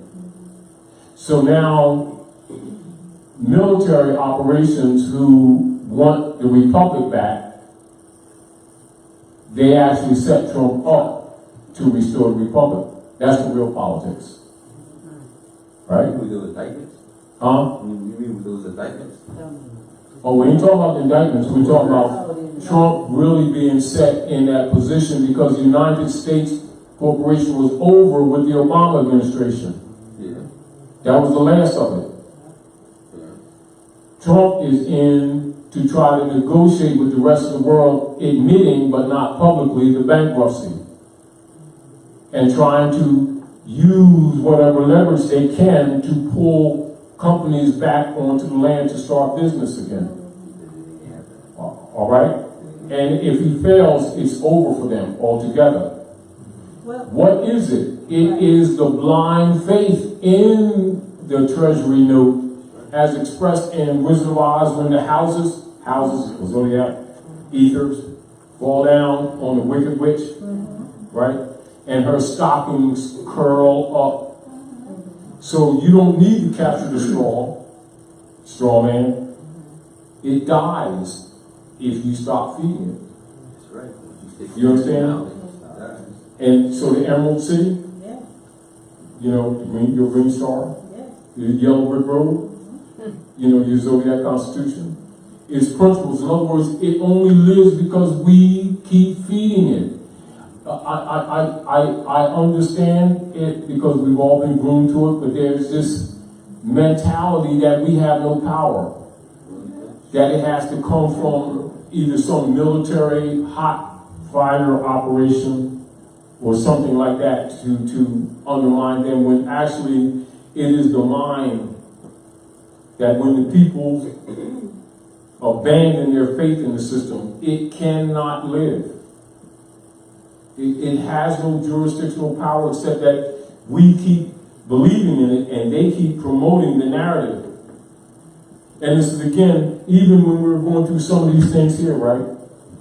Instead of arguing the issue of the birth certificates with Franklin Delano Roosevelt, I put in there Franklin Delano Roosevelt and the Congress waged war on the Constitution. And the people, that's the way it should be said. Do you understand what I'm saying to you? So, and they have to, the people need to be presented this information, not whether or not there is gold or silver coin, not whether just that Franklin Delano Roosevelt pledged the birth certificates and those battery instruments are used to back the United States Treasury. Tell the truth. He waged a war on that Constitution and the people. He's an Inquisition operative. Not by opinion, that's a fact. See, so again, when we're talking the abrogation of the gold clause, right? When you see most people, when they talk about the problems that we're having here with the economic system, right? They always run to the argument of Article 1, Section 10, Clause 1, right? With the gold and silver coin, right? And they go there. Should we have gold coins? Should we, make sure that we have the silver coins and stuff like that? They're going to make sure you don't get them. You'll get a couple of them, but you'll never accumulate enough because they only do enough to keep you in the blind faith of it all, right? So you always carry a silver coin to keep you in your sane mind. And in emergency, you use that, right? So anyone conscious always carries a silver coin or a gold coin in the pocket, right? How you get it? What do you mean, how do you get it? Any numismatic. But I'm just saying that's the standard. That's a signal. If you're conscious, that's one of the signals that shows that you're conscious in the real world. So we teach our people these things so they can start doing these things, not talking about them. That's what starts killing the system. Do you understand what I'm saying to you? Meanwhile, you're learning and preparing so when it collapses, you're already skilled enough to run government. Absolutely. Because commerce doesn't stop just because the corporation collapses. The mentality is that they are the government. And your government never was. So don't worry about them collapsing. Observe it and prepare yourself to take care of your estate. You understand? In other words, isn't the fact that they're not buying their treasury bonds is why they collapsed? Yes, absolutely. Isn't the fact that they didn't buy the treasury bonds that the snake is eating its own tail? And that the derivatives are dying, whether they got them locked up behind 50 vaults and nobody needs to capture that straw man? Doesn't matter how many instruments they create, no one's buying them. They needed someone to buy them no matter how you look at it. All the people need to do is lose faith in it. And the blood is drying up. Now, what happens? It lives because people, oh man, I got investment. My pension, my 401k, and that's what's keeping them going. Stop feeding them, and it dies in it's your estate anyway. But the people, they can't get it out of their mind past the fiat.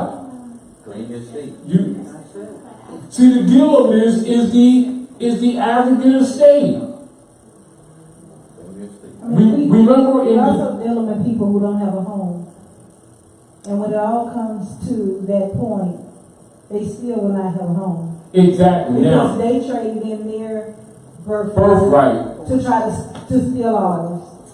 Now you understand where many Europeans who knew this information, who perfected UCCs, captured and authenticated birth certificates, and they did what? Tried to disappear them, took them to ecclesiastical courts and stuff with no representation, and even some woman that was captured in recent years who perfected everything. The only reason they didn't disappear her because of public outcry, because people are conscious, and they didn't allow them to get away with that, so they released her, but they tried to disappear her. Now, what has been the issue with many European sons and daughters who perfected financial statements, UCC, HMOs, and all of the other systems, all of which is trying to get a hold of that interest in the global world trust through the transmitting utility that they call the straw man. Right? The magistrates have told them, you can't use that. This is in support of what you just said. You can't use that constitution as a defense. You're not a party to it. Are they denying them constitutional rights? No. When they agreed to be white people with the Whitmore party split, they gave up their birthright. So the same systems by which, the brand system by which the Moors gave up their birthright, the Roots article to Secretary of State Roots in 1906, and we put in treaty book that letter where the Moors gave up their birthright just by being naturalized under the 14th Amendment. Huh? All right, same principle.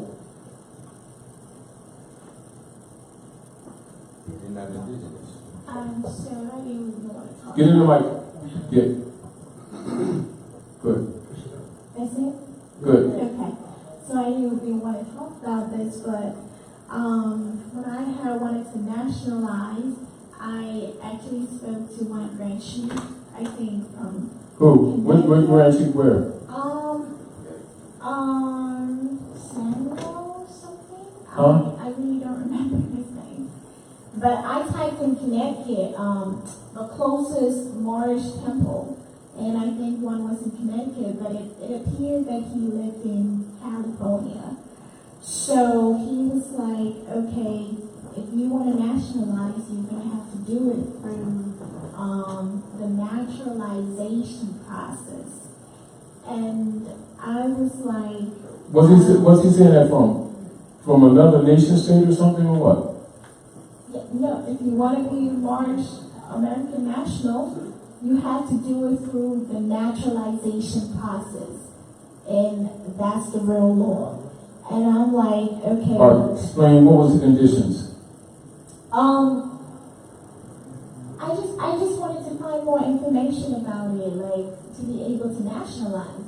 And I was actually, I seen a couple of your videos, so I was trying to tell him, he was like, okay, if you want to nationalize, like, where did you get the information from? And I'm like, okay, so I've seen a couple of Taj videos, and I've also seen Alvin publication, and he's like, no, we do not associate with Alvin publication, so you gotta be careful, you know. I mean, I know that Taj is doing whatever, but make sure that you don't get the seed. Naturalization Act is the real thing, and it's... Now, this is what it would be. If you have a nationality from another nation state that's pre-existing, that would be naturalization. If you are people of the land already here, of the people who have been granted Negro, Black, and Colored, that would be nationalization. The process of the determination of the protections under constitutional principles would be ultimately still the same. Okay. So... But that would only be for someone from a foreign jurisdiction that's already national, or what you would call a dual citizenship. Okay, so you can still be from Ghana and still nationalize here? Sure. Okay. Sure. In other words, it's understanding civics. It's really I think what happens is people really need to be taught civics. Like, say, for instance, like, if someone comes from, like, any part of America, that if you're direct, because remember, even in the other nation states, there's still Moors. Yeah. There's still Moors. All right. If you come from another political jurisdiction, whereas you already have a public nationality, that would be naturalization. If you're under the brand system, that would be nationalization. That must be understood. Okay, but... So I think I'd have to have more details, but I think what's happening is because of some of the things that are taking place on the international venue, that they're being forced to be more formal in the protection of the political platform in order to be acknowledged. Yeah. So in case like they give you a ticket here, whatever, they automatically use the Christian black codes. In other words, that's what's in place automatically until there's some formal public activity or proclamation. The estate and the beings are hypothecated. It is the state of affairs. It's the existing state of affairs, not because of any moral position from you, me, or anyone else, but the operations of colonial operations on the land, which is why nationalization and the processes must be made formal with us, truthfully. And also why we need to be organized. And I do have another question. Like, if you do have your nationality card, are you able to fly in this country? Well, I used to fly on mine. I don't fly anymore now because of the Wigner's disease. Wigner's, right down, apparently you all don't know. Wigner's disease. Can you spell it? We have your own airplane. That's the same thing. What? He said you need to go around and speak to the window there. Oh, you mean, chemical, chemical? Well, I heard that somewhere.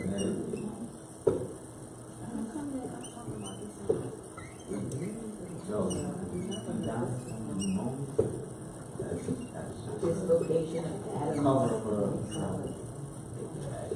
Dislocation of atoms. That means that teach you at Now, a level. with the Inquisition operations on the planet Earth, the Romans have been deliberately poisoning the atmosphere to reduce the population. With the nuclear, negative nuclear operations, particularly, and this has been since the late 30s, so they'll admit to the 40s, putting nuclear waste in the atmosphere and doing the nuclear bombs. They have actually taken root in the atmosphere, so as soon as planes go up, they are immediately contaminated. And the Wigner's disease is the world's leading nuclear scientist. Now you can also look up this Lorraine Murray, and she was his student. She's in Berkeley, California, and she's been exposing it for years. And so, like, you want to reduce your life by a couple of years in a short period of time. Every time you fly, you just did it. You want cancers, breast cancers, uterine cancers, and all that kind of stuff. Start flying. So it's in the air or it's on the plane? It's in the air. It's in the air. Of course, it's everywhere, but as soon as you fly, they won't tell you, one, because they want to reduce the population. Listen, now, what you're going to do, you're just going to go, in other words, just punch in Wigner's disease and don't ask me, answer your own questions within 10 minutes. The first few paragraphs will tell you everything you need to know. Now, the deal of this is not unknown. Do you understand? One, they don't want you to kill their killing machine, because the airline industry is not just for transporting people. It's a weapon. It's a military operation. See, people need to understand that everything that the Romans have touched is weaponized. Everything. How do you kill off a large number of people and make them pay for you killing them? Cigarettes, airplanes, laziness. They want to get, instead of a couple of days, they want to get across town within hours, even though they waste the whole day waiting around the airports getting searched and they fill your buns and all this stuff. You know what I mean? Yeah, right. Well, it's true. Perverts. The deal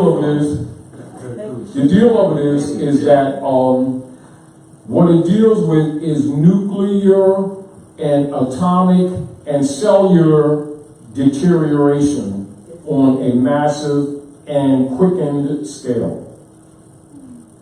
All right?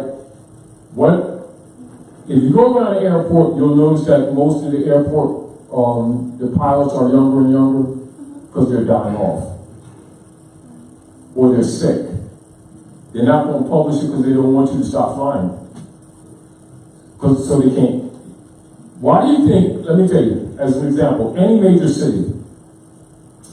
Now, Wilmington is not major, but it's a reasonable, moderate city. Go anywhere where they have hospitals, and you'll see they're making small city complexes out of them. They're making small cities. Go to Philadelphia, it's like the medical industry is small cities now. Because they're treating Wigner's disease that's manifested in cancers, dialysis. The blood is dying. So they got dialysis machines all over the place, and the people are paying to die. Do you understand? Sodium bicarbonate. Yeah. Yes. But you know that. Everybody don't know that. Now, look, Dr. Wyatt, Philadelphia, right? Dr. Savy, right? How many of them they have murdered, and anybody that deals with, they murder them? Hundreds. So now, and it's back to this principle. We're trying to get people to start thinking for themselves and taking responsibility. Why? They gotta stop looking outside of themselves. Right? So if you want to reduce your life, no problem. Go fly. And then pay for it too. So when I lived in California, I was on the train, even though I had, private coach and all that stuff, and quite comfortable. It's 3 days. Now, if I'm on a flight, I'll take a whole day and a half, and the half of the day would be waiting around and going through all the BS, and the day would be in the flight itself, if you get the point. But I already know this. So I stopped flying in 207. And that's aside from the fact that they radiate, because now what they do, they have they're structuring what you would call capacitors into the pillars. And a certain amount of people come in, they just turn up the volume. People think that when you go through when you're getting security, oh man, I'm let them search me. Radiation. Let them grab my keisters and stuff. I ain't going through the thing, right? They turn up, everybody gets it. As soon as you walk in there, you're getting radiated. And as soon as you get on the plane, you're radiated whether it goes up there or not. They're not going to dismantle them. They're not going to clean. They can't clean them anyway. They're not going to. Them planes are absolutely contaminated. Tell you what, if you decide to fly, just go get you some little glider counter thing, put it in your pocketbook, and turn that board up, and then go through the airport before you even get to the plane. Then as soon as you get to the plane, what do you think's happening to you? Williams disease, meaning that if you don't have cancer direct, you've got all the other organ damages that goes with it, which makes them wealthy. That's why they're building all these buildings and can afford it. In other words, they've monetized the genocide. And people are too naive or egotistical to acknowledge it or to do something about it. They only look at the beauty of it. Say again? They only look at the beauty of it, the glamour. Okay, I'm traveling today, I'm going here. Tomorrow I'm going over there. They really don't look at the reason or why. It still calls choice, isn't it? Meaning that, in other words, if you're told the truth, you can do what you want to do. What you've been told. What if you have your own plane? Now, and the deal of it is, this is the era of time that every man, woman, and child, as man unfolds, his God unfolds. Go and unfold. What if you have your own plane? This is what it is. So what were the protocols that you do take? The protocols is that to try to make it through this dilemma until enough honorable people come out that the technology always existed to reverse all these diseases. I'm talking about what were the protocols that you used to take flying with your nationality? Oh, I used to just fly with the nationality card. Then later on they started interrupting that. Yeah. Yeah. Do you still use it? Hmm? Do you still use your nationality card?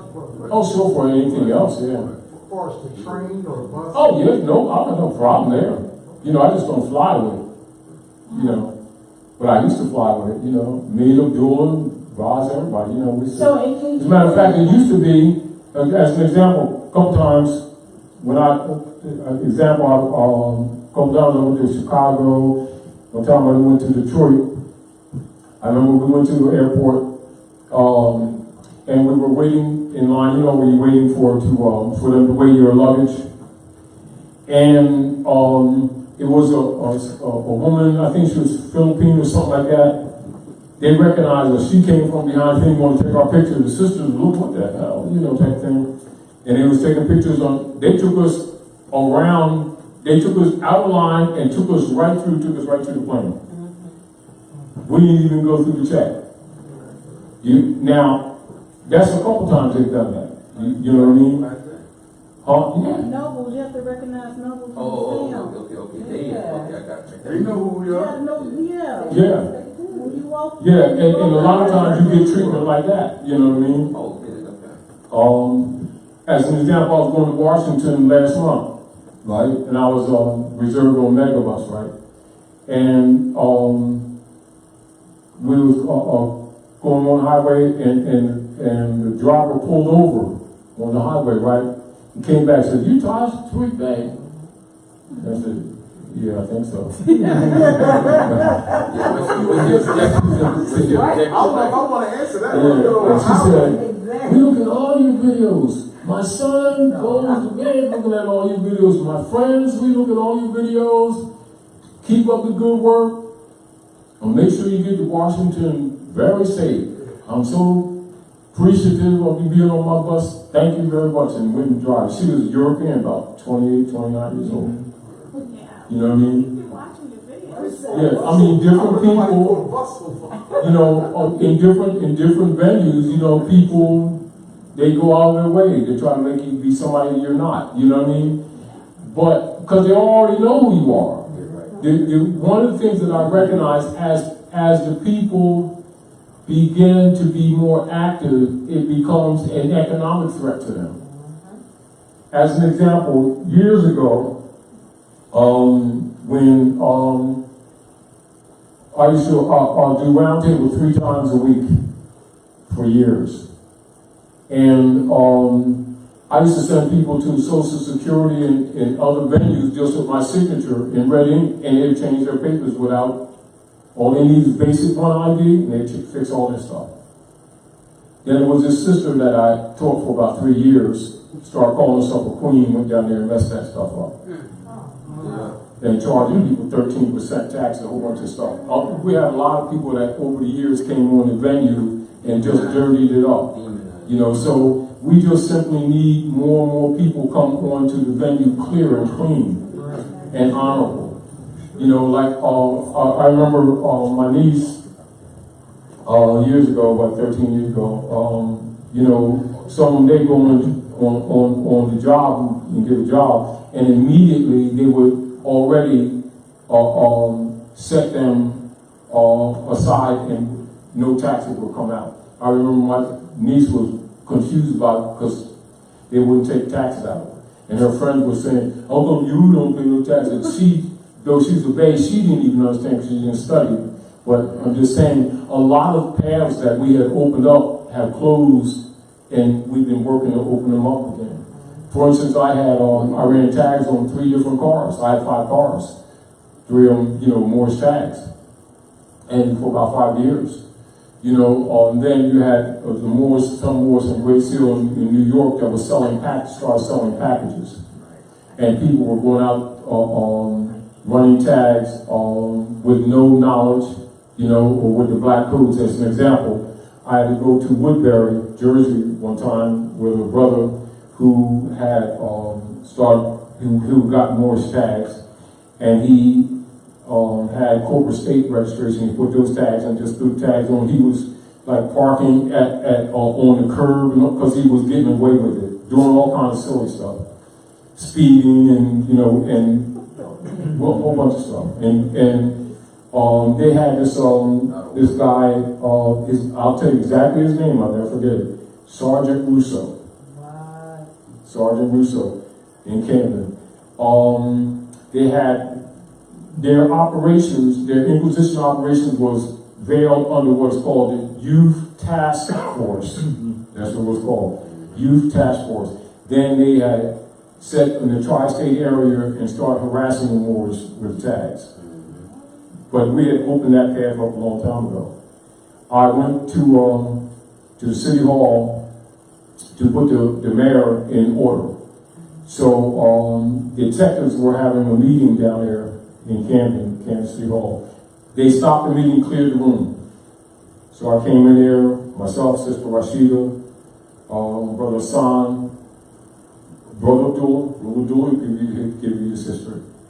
You know, and Russo himself was answering us because we hooked his daughter up. Now he's the one that did the post thing, but they already know their actions with us in resistance is political. That's what you must understand, and all Moors must understand who are looking at certain resistances that we experience, that think that they don't understand. It's not them that don't understand, it's our people that don't understand. Their actions, contrary to your interests, are political.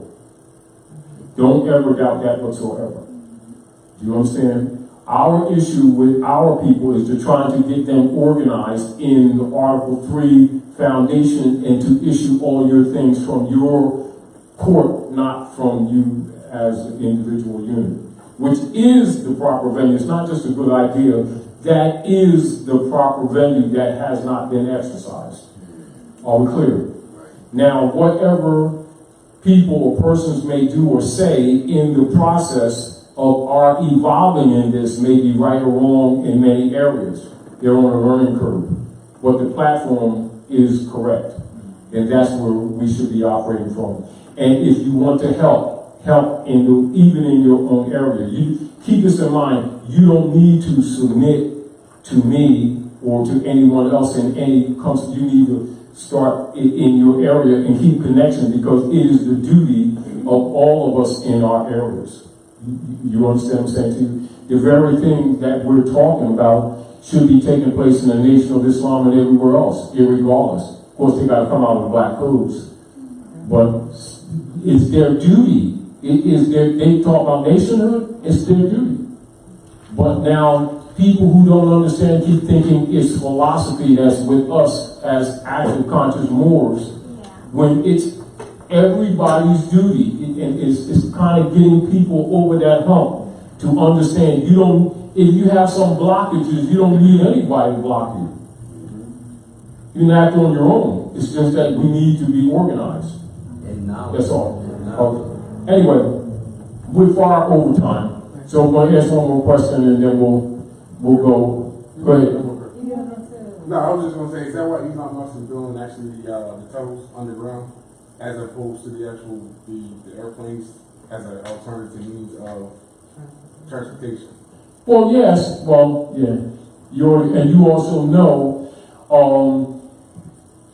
a lot that's going on with him and others is really a piecemeal situation, because we're actually in tin cans, when the truth of the matter is we're 500 years behind by design, not by any accident. And all of it has to do with the Inquisition hegemony, the conquest of the Moors, and they put, by conscious political operations, put the world back over 500 years.